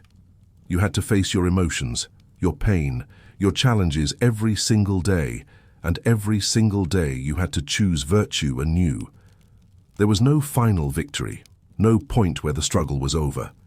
There was only the daily choice to endure with dignity. One of the most enduring questions raised by the myth is whether Prometheus's sacrifice was worth it. Did he make the right choice? Should he have defied Zeus? Did humanity deserve the gifts he gave them? And did he deserve the punishment he suffered? These questions don't have simple answers, and the Greeks knew it. Different tellings of the myth emphasize different aspects precisely because the moral calculus is complex. On one hand, humanity clearly benefited from fire and knowledge. Without these gifts, humans would be little better than animals, struggling to survive, unable to develop culture or civilization. Every human achievement, from the great temples of Athens to the plays of Sophocles to the philosophy of Aristotle, ultimately traces back to the gifts Prometheus gave. In this sense, his sacrifice enabled everything good and beautiful in human culture. On the other hand, those same gifts enabled warfare and cruelty on scales that animals could never achieve. Humans used their metalworking knowledge to forge weapons that could kill more efficiently. They used their agricultural knowledge to support armies that could conquer and enslave. They used their writing to record grudges and justify atrocities. The arts and sciences that Prometheus gave could be turned to any purpose, noble or vile, and humans proved capable of both. The myth doesn't resolve this tension. It presents it honestly, acknowledging that knowledge is power and power can be used or abused. Prometheus gave humanity potential. What they did with it was up to them. As for whether Prometheus himself made the right choice, the answer seems to depend on what you value. If you believe that compassion for the suffering justifies any personal cost, then yes, Prometheus was a hero. If you believe that respecting authority and maintaining cosmic order is paramount, then Prometheus was a criminal who got what he deserved. If you believe the consequences of his actions must be weighed against his intentions, then the answer is ambiguous. What's clear is that Prometheus himself never doubted his choice. In all the versions of the myth, he endures his punishment without recanting, without saying he was wrong, without wishing he had acted differently. He saw suffering, he had the power to alleviate it, and he chose compassion over safety. To him, apparently, there was no other choice that would have been morally acceptable. This is what makes him tragic in the Greek sense. He's not a victim of random misfortune. He's someone who makes a choice, a deliberate choice with full knowledge of the consequences, and then bears those consequences with dignity. His suffering is meaningful precisely because it was chosen, because it served a purpose he deemed worthy of the cost. For ordinary Greeks, the ones who weren't philosophers or playwrights but farmers and merchants and craftspeople, the Prometheus myth was present in subtle ways throughout their lives. Every time they lit a fire for cooking or warmth, they were using Prometheus's gift. Every time they worked metal at a forge, shaped clay into pottery, wrote a letter, calculated a price, planned for the next season, they were employing arts that tradition credited to the forethinker. The ritual sacrifices too carried echoes of the myth. When they burned the bones and fat for the gods, while keeping the meat for themselves, they were participating in the system Prometheus had established at Mecone. The smoke rising to the heavens was a reminder, however subtle, that the relationship between humans and gods had been mediated by this titan who cared enough about mortal welfare to trick Zeus himself.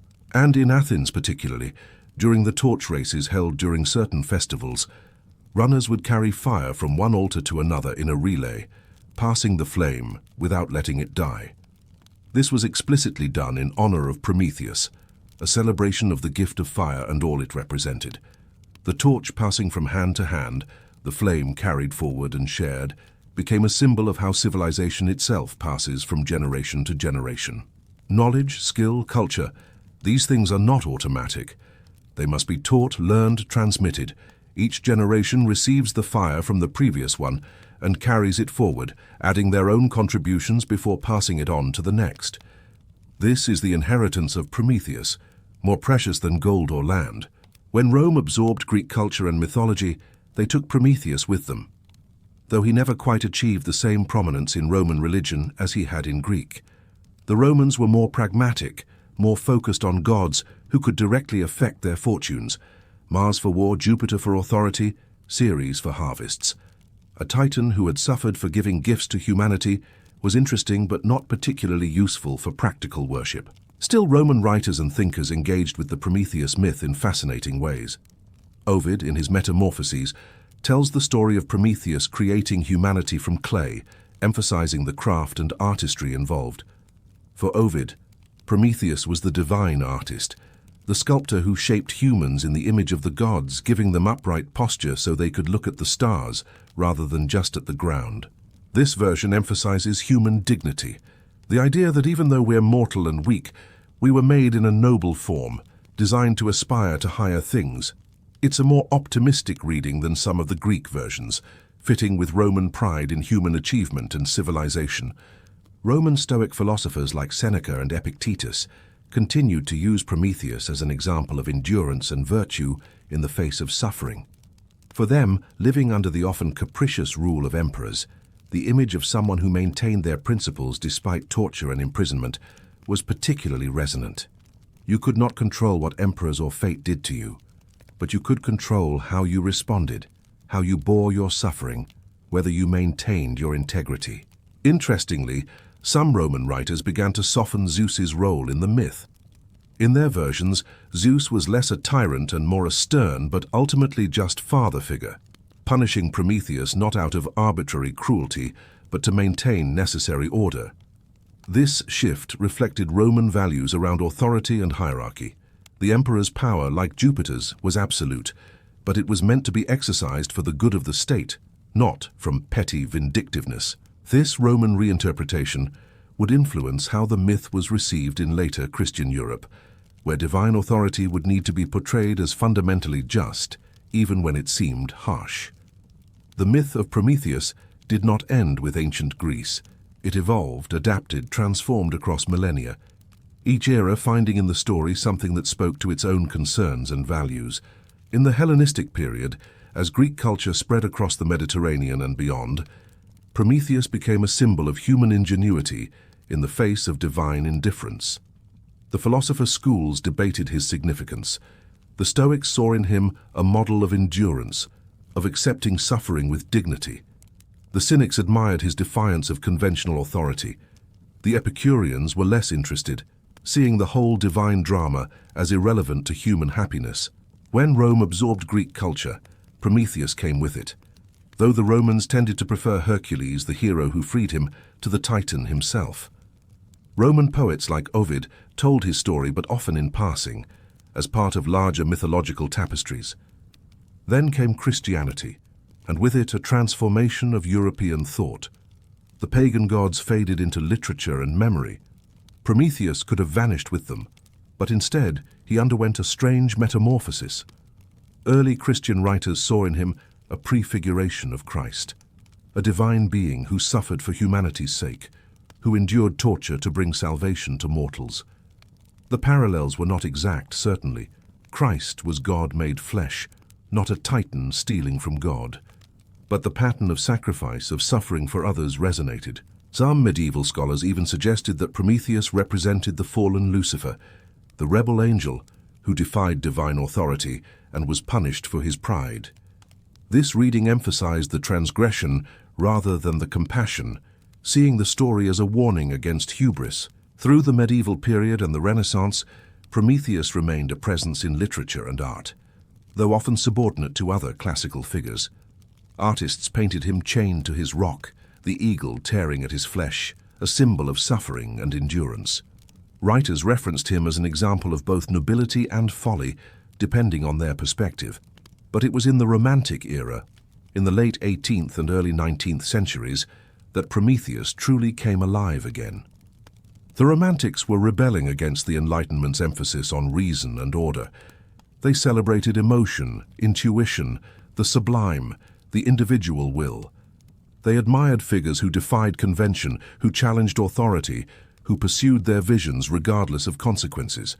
And they found in Prometheus the perfect embodiment of their ideals. Percy Bysshe Shelley wrote Prometheus Unbound, a lyrical drama that reimagined the myth as a triumph of human will over tyranny. In Shelley's version, Prometheus represents the human spirit, unbowed by suffering, refusing to submit to unjust power. Zeus is reimagined as tyranny itself, and Prometheus's liberation symbolizes humanity's potential to overthrow oppression and create a better world through love and imagination. Shelley's Prometheus is almost Christ-like in his patient suffering and his refusal to curse his tormentor. He forgives Zeus, transcends hatred, and is freed not by force, but by the power of compassion and change. It's a radical reinterpretation, more optimistic than the Greek original, reflecting Shelley's faith in human progress and moral evolution. Lord Byron too invoked Prometheus in his poetry, seeing in the Titan a symbol of artistic genius that suffers for daring to enlighten the ignorant masses. Byron's Prometheus is heroic, precisely because he defies divine authority in pursuit of human betterment. Johann Wolfgang von Goethe wrote a poem simply titled Prometheus, in which the Titan speaks directly, rejecting the gods entirely. Goethe's Prometheus doesn't just defy Zeus, he denies Zeus's authority altogether. "I know of nothing poorer under the sun than you gods," he declares. It's a bold atheistic reading that reflects Enlightenment skepticism toward religious authority. But perhaps the most famous romantic invocation of Prometheus came from Mary Wollstonecraft Shelley, Percy's wife in her novel Frankenstein, or the modern Prometheus. The modern Prometheus, Frankenstein, and the question of creation.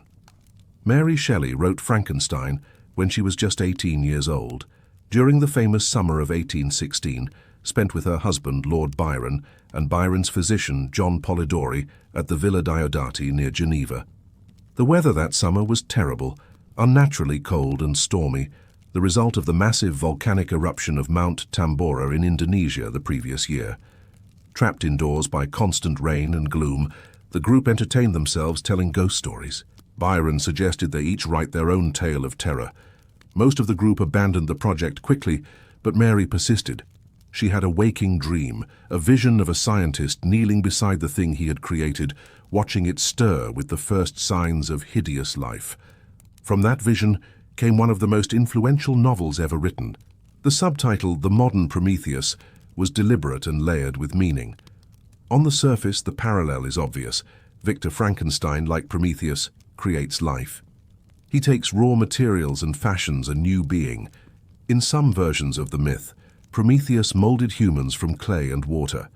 Victor uses dead flesh, stitching together a creature from corpses.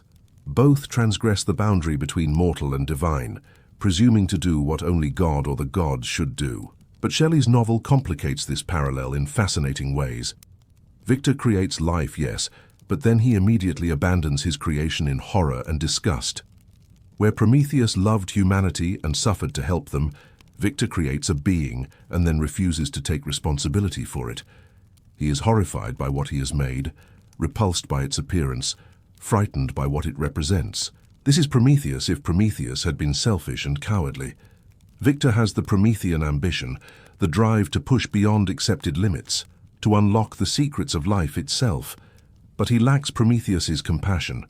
He doesn't create out of love for what he's making. He creates out of pride, out of a desire to achieve what no one has achieved before, to make his name immortal through discovery. When faced with the consequences of his creation, Victor runs away. He abandons the creature to fend for itself in a hostile world. The creature is born innocent, curious, desperate for connection and love. But everywhere it turns, it finds only rejection and fear. People see its monstrous appearance and react with violence. Victor, who should have been its protector and guide, wants nothing to do with it. The creature teaches itself to read, to speak, to think. It observes human families and yearns to be part of their warmth and companionship. It performs secret acts of kindness, helping a poor family by chopping wood for them at night, never revealing itself. It dreams of friendship, of being accepted, of finding its place in the world. But the world will not accept it. Every attempt at connection ends in violence and rejection. The creature is hunted, attacked, driven away, and eventually, inevitably, the rejection curdles into rage. The creature's innocence transforms into murderous vengeance. It kills Victor's younger brother. It frames an innocent servant for the crime. It murders Victor's best friend, and on Victor's wedding night, his bride. These are terrible acts. But Shelley asks us to understand where they came from. The creature didn't want to be a monster. It was made monstrous by the cruelty it experienced, by the refusal of its creator to love it, by the impossibility of finding acceptance in a world that judges by appearances. So who is the modern Prometheus in this story? Is it Victor, who creates life and suffers for his hubris? Or is it the creature, who is punished for existing, who suffers through no fault of its own, who is rejected by its creator and by the world? Many scholars now argue that the subtitle applies more truly to the creature than to Victor. The creature, like Prometheus, is bound and tortured, not chained to a rock perhaps, but imprisoned by its own appearance, unable to escape the judgment and fear of others. It endures suffering it did nothing to earn. It possesses nobility and intelligence that the world refuses to acknowledge. And like Prometheus, the creature possesses knowledge that brings only pain. It learns about human society, about love and family and connection, but it can never participate in these things. Its education becomes a curse. Ignorance would have been kinder. Victor, meanwhile, is a cautionary inversion of Prometheus. Where Prometheus acts from compassion and foresight, Victor acts from ambition and hubris. Where Prometheus accepts the consequences of his actions with dignity, Victor spends the novel fleeing from consequences, making excuses, blaming everyone but himself for the disasters that follow his creation. Victor creates life, but refuses the responsibility that comes with creation. He wants the glory of being the new Prometheus, but none of the obligations. This makes him not heroic, but pathetic, a brilliant mind yoked to a weak character, someone whose capabilities far outstrip his wisdom or compassion. Mary Shelley wrote Frankenstein at a crucial moment in history. The Industrial Revolution was transforming Europe, bringing unprecedented technological advancement, but also massive social disruption. Factories were rising, populations were shifting from rural to urban, traditional ways of life were being destroyed. The power of science and technology to reshape the world was becoming impossible to ignore. The novel captures the anxiety of this moment perfectly. It asks whether we should do everything we can do, whether knowledge pursued without wisdom, power wielded without responsibility, leads inevitably to disaster. Victor Frankenstein represents unchecked scientific ambition, the pursuit of knowledge for its own sake, without consideration of consequences. He succeeds in his goal. He discovers the secret of life. He achieves what no scientist before him had achieved. But the achievement brings only misery. He creates a being that becomes a curse to itself and everyone around it. His scientific triumph is a moral catastrophe. This is the dark side of the Promethean gift. Fire brings light and warmth, but it also brings the capacity for destruction. Knowledge brings power, but power without ethics is dangerous. The creature Victor makes is not inherently evil. It's the circumstances of its creation and the treatment it receives that make it monstrous. Shelley was writing in a world where scientific progress was accelerating beyond anyone's ability to fully control or predict its consequences. Factories that produced incredible wealth also produced horrible working conditions and urban squalor. Technologies that increased productivity also displaced workers and destroyed communities. The Promethean power to transform the world was being wielded by people who often didn't think about whether they should, only about whether they could. Frankenstein became the founding text of science fiction precisely because it grappled with these questions. Every story about technology run amok, about experiments that go wrong, about creators who lose control of their creations, owes something to Shelley's novel and the mythological framework she drew on. The novel's influence extended far beyond literature. Frankenstein gave us a way to talk about the ethical dimensions of scientific research, about the responsibilities that come with creation, about the dangers of pursuing knowledge without considering its applications.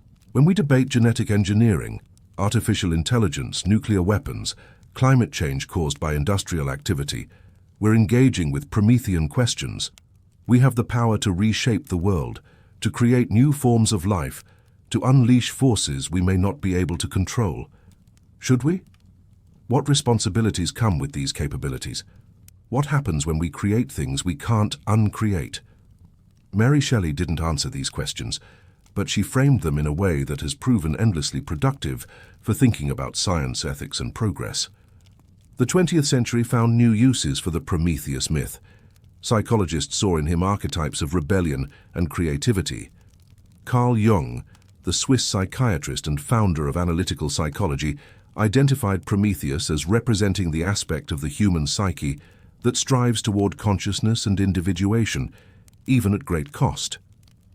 The theft of fire became a metaphor for the painful process of gaining self-awareness, of breaking free from unconscious conformity to develop one's own authentic self. Philosophers continue to debate whether his suffering proved the universe was unjust or whether his liberation showed that endurance leads eventually to redemption.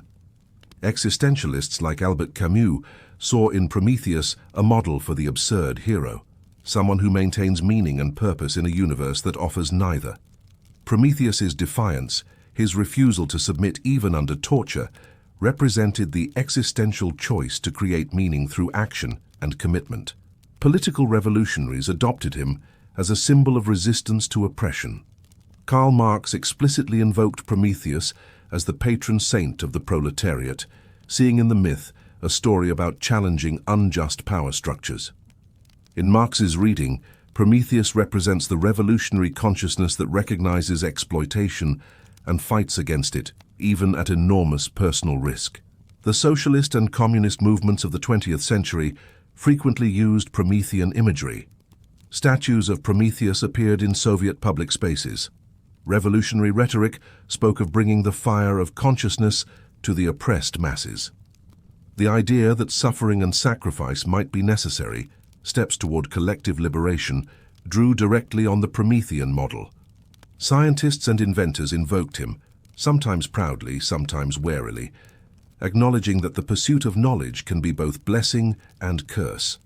J. Robert Oppenheimer, after the first atomic bomb test, famously quoted the Bhagavad Gita, "Now I am become death, the destroyer of worlds."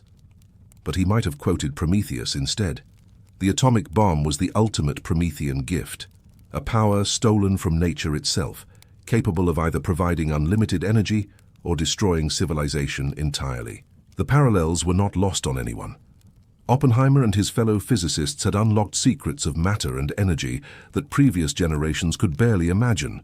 They had given humanity a power approaching that of the gods, and like Prometheus, they faced the question of whether they had done the right thing. Oppenheimer spent much of his later life haunted by the consequences of his creation, opposing further development of nuclear weapons, eventually losing his security clearance for his stance. The nuclear age was deeply Promethean. Humanity had taken fire from the sun itself, had learned to split atoms and release the fundamental forces of the universe. And having taken that power, we discovered that we couldn't give it back. The knowledge once obtained was permanent. The weapons once built couldn't be uninvented. We faced the eternal question: now that we can do this, how do we live with what we've done? Genetic engineering presented similar dilemmas. When scientists learned to manipulate DNA, to insert genes from one organism into another, to potentially redesign life itself, they were engaged in an explicitly Promethean enterprise. Creating new forms of life. Playing God. Crossing boundaries that had previously been absolute. Some saw this as wonderful, the potential to cure genetic diseases, to increase crop yields, to combat climate change through biological innovation. The fire of genetic knowledge could warm humanity, could feed the hungry, could heal the sick. Others saw danger. What if engineered organisms escaped into the environment? What if we created new diseases? What if we altered humans in ways that created new forms of inequality? What if we made changes to the germline that would affect every generation that followed? The power was tremendous, and the potential for things to go wrong was equally tremendous. Artificial intelligence represents perhaps the most recent and most profound Promethean challenge. We are creating minds, or something approaching minds, entities that can learn and adapt and make decisions. We don't fully understand how they work. We can't always predict what they'll do. We're giving them increasing control over critical systems, financial markets, military weapons, infrastructure, medical diagnoses. Are we creating our benefactors or our replacements? Will artificial intelligence be Prometheus's gift, elevating humanity to new heights of capability and understanding?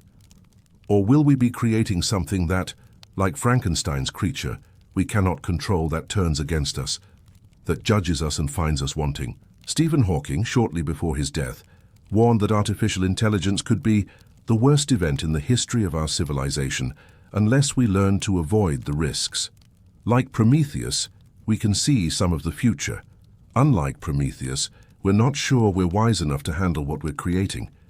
In popular culture, Prometheus appears everywhere, though often in simplified or altered forms. Comic books and movies invoke his name and his symbolism. The 2012 film Prometheus by Ridley Scott used his name for a spaceship carrying humans in search of their creators, a fitting nod to the myth's themes of creation and consequence. Video games feature him as a character, or reference him in their themes about knowledge, power, and sacrifice. The Titan story provides a ready-made framework for narratives about defying authority, seeking forbidden knowledge, and paying the price for helping others. Sometimes he's portrayed sympathetically as a tragic hero who suffered for doing good. Sometimes he's portrayed as reckless, a warning about the dangers of hubris and overreach. The myth is flexible enough to support both readings, which is part of why it endures. But beneath all these modern invocations, the core questions remain the same. What price are we willing to pay for progress? When is defiance of authority justified? How do we balance compassion for the weak against the preservation of order? What responsibilities come with creation, with bringing something new into the world? These aren't just abstract philosophical puzzles. They're urgent, practical questions that face every generation.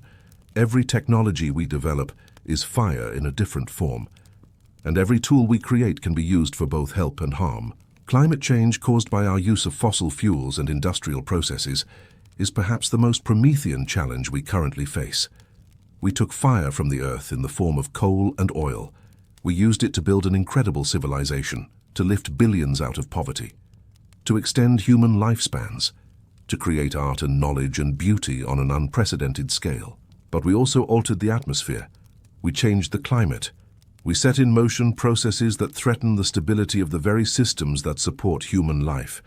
We took fire, and now the whole world is warming. Can we control what we've unleashed? Can we accept the responsibilities that come with the power we've wielded? Or consider social media and the internet? These technologies promise to connect humanity, to democratize information, to give everyone a voice. The Promethean fire of communication spreading across the globe, and they have done wonderful things. They've enabled movements for justice, preserved endangered languages, connected families across continents, given platforms to the voiceless. But they've also enabled surveillance, disinformation, addiction, polarization. The same technologies that can enlighten can also manipulate. The same tools that connect can also isolate. Fire warms, but fire also burns. The Prometheus myth doesn't tell us what to do about these challenges, but it reminds us that power and knowledge always come with consequences, that gifts can be double-edged, that every choice involves trade-offs. It asks us to think carefully about what we're doing, to consider not just whether we can do something, but whether we should. And it suggests that those who try to help humanity, who take risks to make things better, may suffer for their efforts. The path of compassion is not easy. The road of progress is not smooth. Sometimes doing the right thing costs everything, but it also suggests that such suffering can be meaningful, that endurance in service of a worthy cause is noble, that some principles are worth defending regardless of the price. Prometheus hung on his rock for centuries, and he never recanted. He never said he was wrong. He suffered with dignity because he knew his sacrifice had purpose. That's the final gift Prometheus gives us. Not just fire, not just knowledge, but an example of moral courage. The willingness to do what's right, even when it hurts. The capacity to look at suffering and respond with compassion rather than indifference. The strength to endure when endurance is all you can do. Prometheus and contemporary ethics. Lessons for our time. As we stand here in the 21st century, surrounded by technologies that would have seemed like magic to the ancient Greeks, the Prometheus myth speaks to us perhaps more urgently than ever.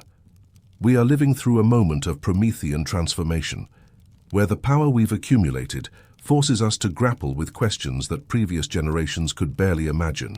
Consider the question of enhancement technologies. We're developing capabilities to edit genes, to augment human bodies with technology, to potentially extend lifespans dramatically, even to upload consciousness into machines. These are Promethean powers in the most literal sense, the ability to reshape what it means to be human. Should we use them? Who gets access to them? If we can make humans stronger, smarter, longer lived, does that mean we should? What happens to those who can't afford these enhancements? Do we create a new divide between the enhanced and the unenhanced, a biological inequality that makes current disparities look trivial? Prometheus gave fire to all humans, not just the wealthy or powerful. The gift was democratic, universal, but our modern Promethean gifts often aren't. Medical advances tend to benefit the rich first, sometimes exclusively. Technologies that could ease suffering often remain inaccessible to those who need them most. What would Prometheus think of a world where the fire he stole gets distributed so unevenly? Where some humans live with healthcare and technology that extends their lives into their 90s and beyond, while others die of preventable diseases before reaching adulthood? The inequity would likely trouble him, the firebringer who acted out of compassion for vulnerable mortals. Or consider the environmental crisis. We've used Prometheus's gifts of fire and knowledge to build a civilization that supports billions of people. We've created comfortable lives for large portions of humanity, extending lifespans, reducing infant mortality, increasing literacy and education. These are not small achievements. They represent the best of what the Promethean gift enables. But we've also altered the climate of the entire planet. We've driven species to extinction at a rate not seen since the age of dinosaurs ended. We've polluted oceans and atmosphere. We've created problems that will persist for generations, that may threaten the stability of human civilization itself. The ancient Greeks understood that every gift has its shadow. Prometheus brought fire, but Pandora released evils. Progress and suffering intertwine. We're living that truth now on a global scale. Our Promethean powers have given us wonders, but they've also given us catastrophes. How do we move forward? The myth doesn't provide easy answers, but it offers a framework for thinking. It reminds us that power requires responsibility, that knowledge without wisdom is dangerous, that the consequences of our actions matter more than our intentions. that we can't simply take the benefits of our choices and ignore their costs. Prometheus suffered for giving humanity fire. We, who have inherited and amplified that gift beyond his imagining, must be willing to make sacrifices too, to change how we live, to accept inconveniences and costs, to prioritize future generations over present pleasures. The fire is warming the world too much. We need to decide how to control it before it controls us. One of the most profound aspects of the Prometheus myth is its emphasis on purpose and meaning. Prometheus didn't steal fire randomly or for selfish reasons. He did it because he saw suffering and wanted to alleviate it. He acted with clear purpose, knowing the price and judging it worth paying. In our modern world, we often pursue power and knowledge without clear purpose. We develop technologies because we can, because they're interesting, because there's money in it, because competitors are doing it, and we don't want to fall behind. But we don't always stop to ask why. What purpose does this serve? How does it reduce suffering or increase flourishing? Is the potential benefit worth the risks? The story of Prometheus asks us to have purpose, to act with intention, to know why we're willing to pay the prices we pay, and to make sure those prices serve goals worth pursuing. If we're going to edit human genes, we should do it to cure disease and reduce suffering, not to create designer babies for the wealthy. If we're going to develop artificial intelligence, we should do it to solve problems and help people, not to maximize corporate profits regardless of social costs. If we're going to use resources and alter ecosystems, we should do it to support sustainable flourishing, not to extract wealth and leave degradation in our wake. Prometheus had a purpose, helping vulnerable mortals survive and thrive. What's our purpose? What are we willing to suffer for? What do we want the inheritors of our choices to remember us by? Perhaps the most timeless lesson from the Prometheus myth is the simplest. Caring about others, especially those weaker or more vulnerable than yourself, is worth the cost. This sounds obvious, almost trite, but living it is hard. Every day we face smaller versions of Prometheus's choice. We see suffering that we could help alleviate, but helping would cost us time, money, comfort, or safety. We could speak up against injustice, but it might damage our careers or relationships. We could sacrifice some convenience to reduce environmental harm, but it's so much easier not to. Prometheus teaches us that true compassion sometimes requires sacrifice, that caring enough to act, to risk, to endure is heroic precisely because it's difficult. He didn't help humanity from a position of safety. He didn't offer assistance only when it was convenient. He saw what needed to be done and did it, knowing what it would cost him. We probably won't be chained to a rock and tortured for eternity. The costs we face for compassionate action are usually much smaller, but they're real. Standing up for what's right might lose us friends, jobs, opportunities. Helping others might drain our resources and energy.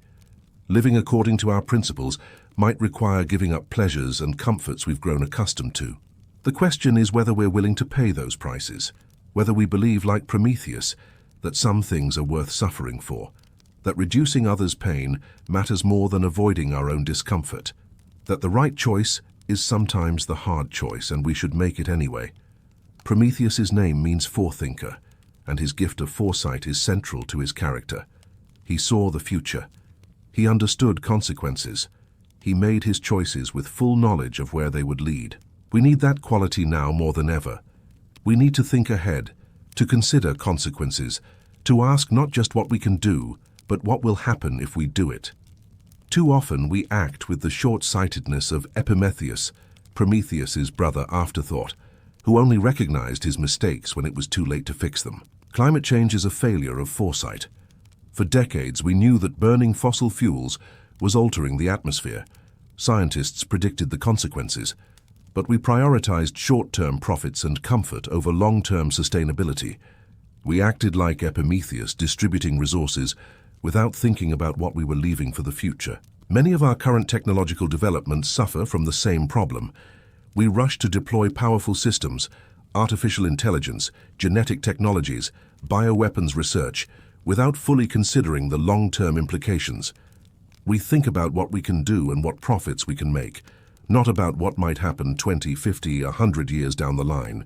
Prometheus's foresight didn't prevent his suffering, but it meant he made his choice with open eyes. He wasn't blindsided by consequences he should have anticipated. He knew what he was getting into and decided the goal was worth the price. We need that combination of foresight and courage. We need to look ahead, to think about consequences, to ask hard questions about where our choices are leading. And then, having done that thinking, we need the courage to act on what we learn, even when it's difficult or unpopular. Finally, Prometheus teaches us about endurance, about maintaining principles through suffering, about not breaking, not compromising, not giving up, even when the pressure is immense. He hung on that rock for centuries in most tellings, possibly millennia. Every day brought the same torture. Every night brought the same regeneration. There was no progress, no improvement, no light at the end of the tunnel that he could see. Just endless repetition of agony. And he endured. He didn't beg Zeus for mercy. He didn't reveal the secret that might have bought his release. He didn't curse humanity for not coming to rescue him. He simply endured, maintaining his dignity and his conviction that what he had done was right. We live in an age of instant gratification, where we expect quick results and easy solutions. When problems persist, when progress is slow, when the path forward is unclear, we get frustrated. We want immediate wins. We want to see results now. But some worthwhile things require endurance: building a just society, addressing climate change, advancing human knowledge, creating lasting art, raising children, maintaining relationships. These things take time, effort, and persistence. They require showing up day after day, doing the work, making the right choices even when it feels like nothing is changing. Prometheus's example reminds us that endurance itself has value, that maintaining your principles through difficulty is noble, that some races are marathons, not sprints, and winning them requires the capacity to keep going when things are hard. Not every problem has a quick solution. Not every righteous cause leads to immediate victory. Sometimes the best we can do is endure with dignity, maintain our integrity, keep working toward what's right, and trust that endurance itself is meaningful. And so we come to the end of our journey through the myth of Prometheus, from his origins as a titan, through the great war between old gods and new, to his decision to help humanity, to his terrible punishment, and finally to his liberation. We've traced the arc of his story across millennia, from ancient Greece to the modern world, watching how each era found in him something vital and relevant. What can we take from this story tonight? What does Prometheus offer us here in the 21st century, so far removed from the Greeks who first told his tale? Perhaps this: that compassion is worth suffering for, that standing up for what's right matters more than avoiding punishment, that the powerful are not always just, and the powerless are not always wrong, that defiance in service of a good cause is noble, even when it fails, even when it costs everything. Prometheus saw humans struggling and chose to help them, knowing what it would cost him. He didn't ask for permission. He didn't wait for someone else to act. He saw suffering and responded to it with generosity and courage. That's something worth remembering in a world that often seems designed to punish kindness and reward selfishness. The myth also reminds us that progress and suffering are often intertwined. Fire brought warmth and light, but it also brought war and destruction. Knowledge elevated humanity, but it also gave us the power to harm each other in terrible ways. Pandora's jar released evils along with hope. This is not a call to reject progress or knowledge. It's a recognition that every advancement comes with responsibility, and every gift can be misused. We are, in a sense, all children of Prometheus. We inherited the fire he stole, the knowledge he imparted. We cook our food and light our nights. We write and calculate and build. We've taken the gifts he gave and created civilizations, technologies, cultures beyond anything the ancient Greeks could have imagined. But we've also created weapons that could destroy the world. We've built systems that oppress and exploit. We've used our knowledge for great good and terrible evil. The fire is still burning, and we still must choose how to use it. Prometheus's suffering was not meaningless. It brought humanity a chance, a possibility, a future. But whether we honor that sacrifice by using our gifts wisely or squander them in pursuit of power and profit, that's up to us. And perhaps there's comfort in knowing that even after centuries of torture, Prometheus endured. Even in the darkest moment, Chained to a rock with an eagle tearing at his flesh, he never broke. He never regretted. He never lost faith that what he'd done was right. That kind of moral conviction, that absolute certainty in the face of unimaginable pain, is rare and beautiful. We may never face punishment on that scale. Most of us will never have to choose between our own welfare and the welfare of humanity entire. But we all face smaller versions of that choice. Moments when doing the right thing will cost us. When speaking up means risking something we value. When helping others requires sacrifice. In those moments we can remember the forethinker, the firebringer, the friend of man. We can remember that he saw the cost and paid it anyway.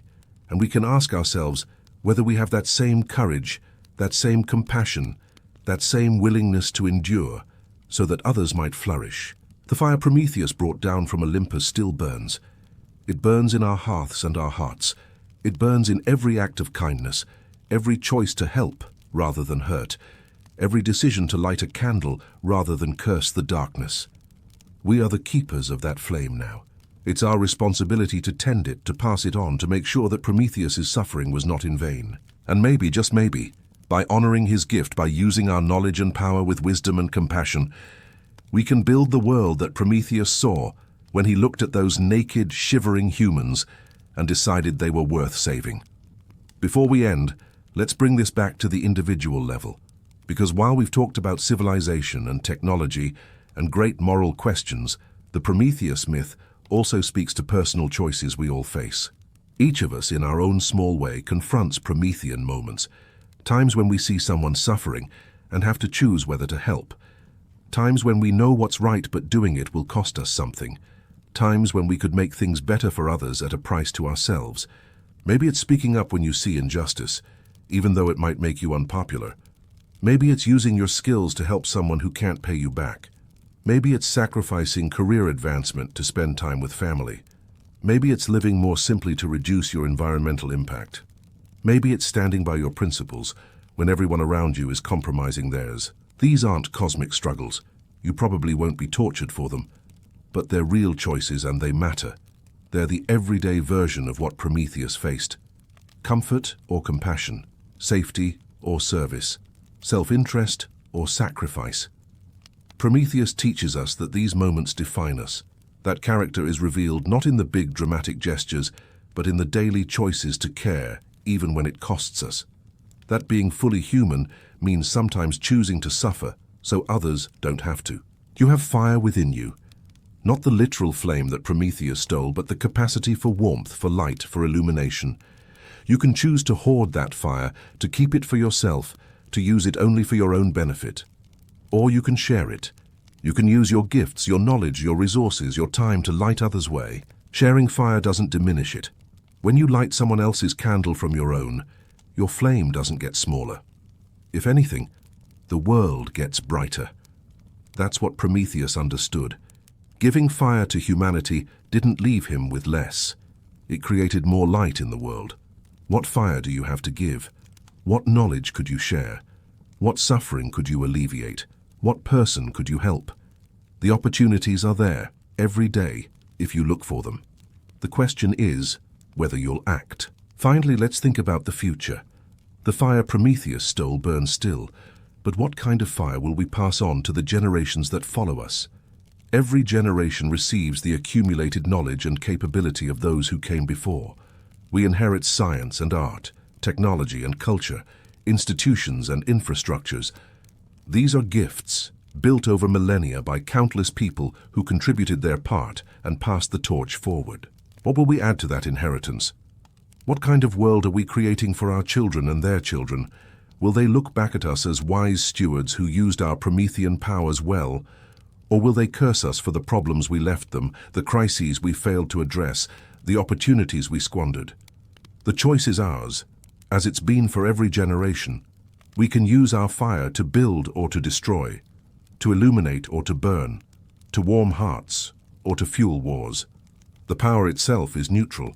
What matters is how we wield it. Prometheus gave humanity potential. What we've done with it is a mixed record. Incredible beauty and terrible cruelty, life-saving medicine and species-ending weapons, soaring cathedrals and choking smog. great literature and propaganda, the capacity to eliminate poverty and the choice to maintain inequality. We are all of us children of Prometheus. We carry his gift forward. The question facing each generation, facing each person, is what we'll do with that inheritance. How we'll use the fire we've been given. What we'll build from the ashes and what we'll leave for those who come after. The myth endures because it asks questions that never stop being relevant. Questions about power and responsibility, about knowledge and wisdom, about compassion and cost, about what we're willing to sacrifice for what we believe in. Prometheus saw the future and chose to help humanity anyway. He paid a terrible price for his compassion, but he never regretted it. He endured his suffering with dignity because he knew it had meaning, that it served a purpose worth the pain. That's the final lesson. That meaning comes not from avoiding suffering, but from enduring it for something that matters, that the price of compassion is often high but worth paying, that doing right is its own reward, even when no other reward comes. The fire still burns. The choices still confront us. The questions still demand answers. And somewhere in our cultural memory, the forethinker watches, curious to see what we'll do with the gifts he gave us, whether we'll prove worthy of his sacrifice, whether we'll tend the flame carefully and pass it on, still burning bright to those who come after. That's the story of Prometheus, firebringer, forethinker, benefactor of humanity, friend to mortals, the Titan who saw suffering and chose compassion, who knew the cost and paid it anyway, who endured torture rather than recant, who gave us not just fire, but an example of what it means to care more about others than about yourself. May we honor his memory by using our gifts wisely. May we have his courage when we need it. May we possess his compassion when we see suffering. May we show his endurance when times are hard. And may the fire he brought from Olympus never go out, but burn eternal in our hearts and minds, lighting our way forward into whatever future we choose to build. That's the story of Prometheus. May it illuminate your path. Thank you for joining me tonight on this journey into myth and meaning. If you enjoyed this video, please consider liking and subscribing. It helps the channel grow and lets me know that these deep dives into ancient stories are valuable to you. And let me know in the comments what you think about Prometheus. Is he a hero, a fool, a warning, a model? I'd love to hear your thoughts. How do you see his choice? Would you have done the same? What modern Promethean dilemmas do you see in the world around you? Until next time, keep the fire burning. Keep asking questions. Keep exploring the stories that have shaped humanity. Keep being curious about where we came from and where we're going. Keep looking for the myths and meanings that help us understand ourselves and our place in this strange and beautiful universe. And remember, the stories we tell matter. They shape how we see the world. They give us frameworks for understanding our choices. They provide models for how to live. The ancient Greeks told the story of Prometheus because it helped them make sense of their world, their capabilities, their responsibilities. We retell it for the same reasons, finding in it new meanings for new times. The myths don't die. They transform, they adapt. They speak to each generation in the language that generation needs to hear. Prometheus was a titan to the Greeks, a symbol of revolution to the Romans, a prefiguration of Christ to medieval Christians, a rebel hero to the Romantics, a cautionary figure to the industrial age, and to us, he's all of these and more. He's whatever we need him to be to help us think about our world and our choices. That's the power of myth. Not that it's literally true, but that it's perennially meaningful. The story changes, but the questions at its heart remain constant. And as long as humans have fire, as long as we have knowledge and power and the capacity to choose, we'll need stories like Prometheus's to help us think about how to use what we've been given. Good night.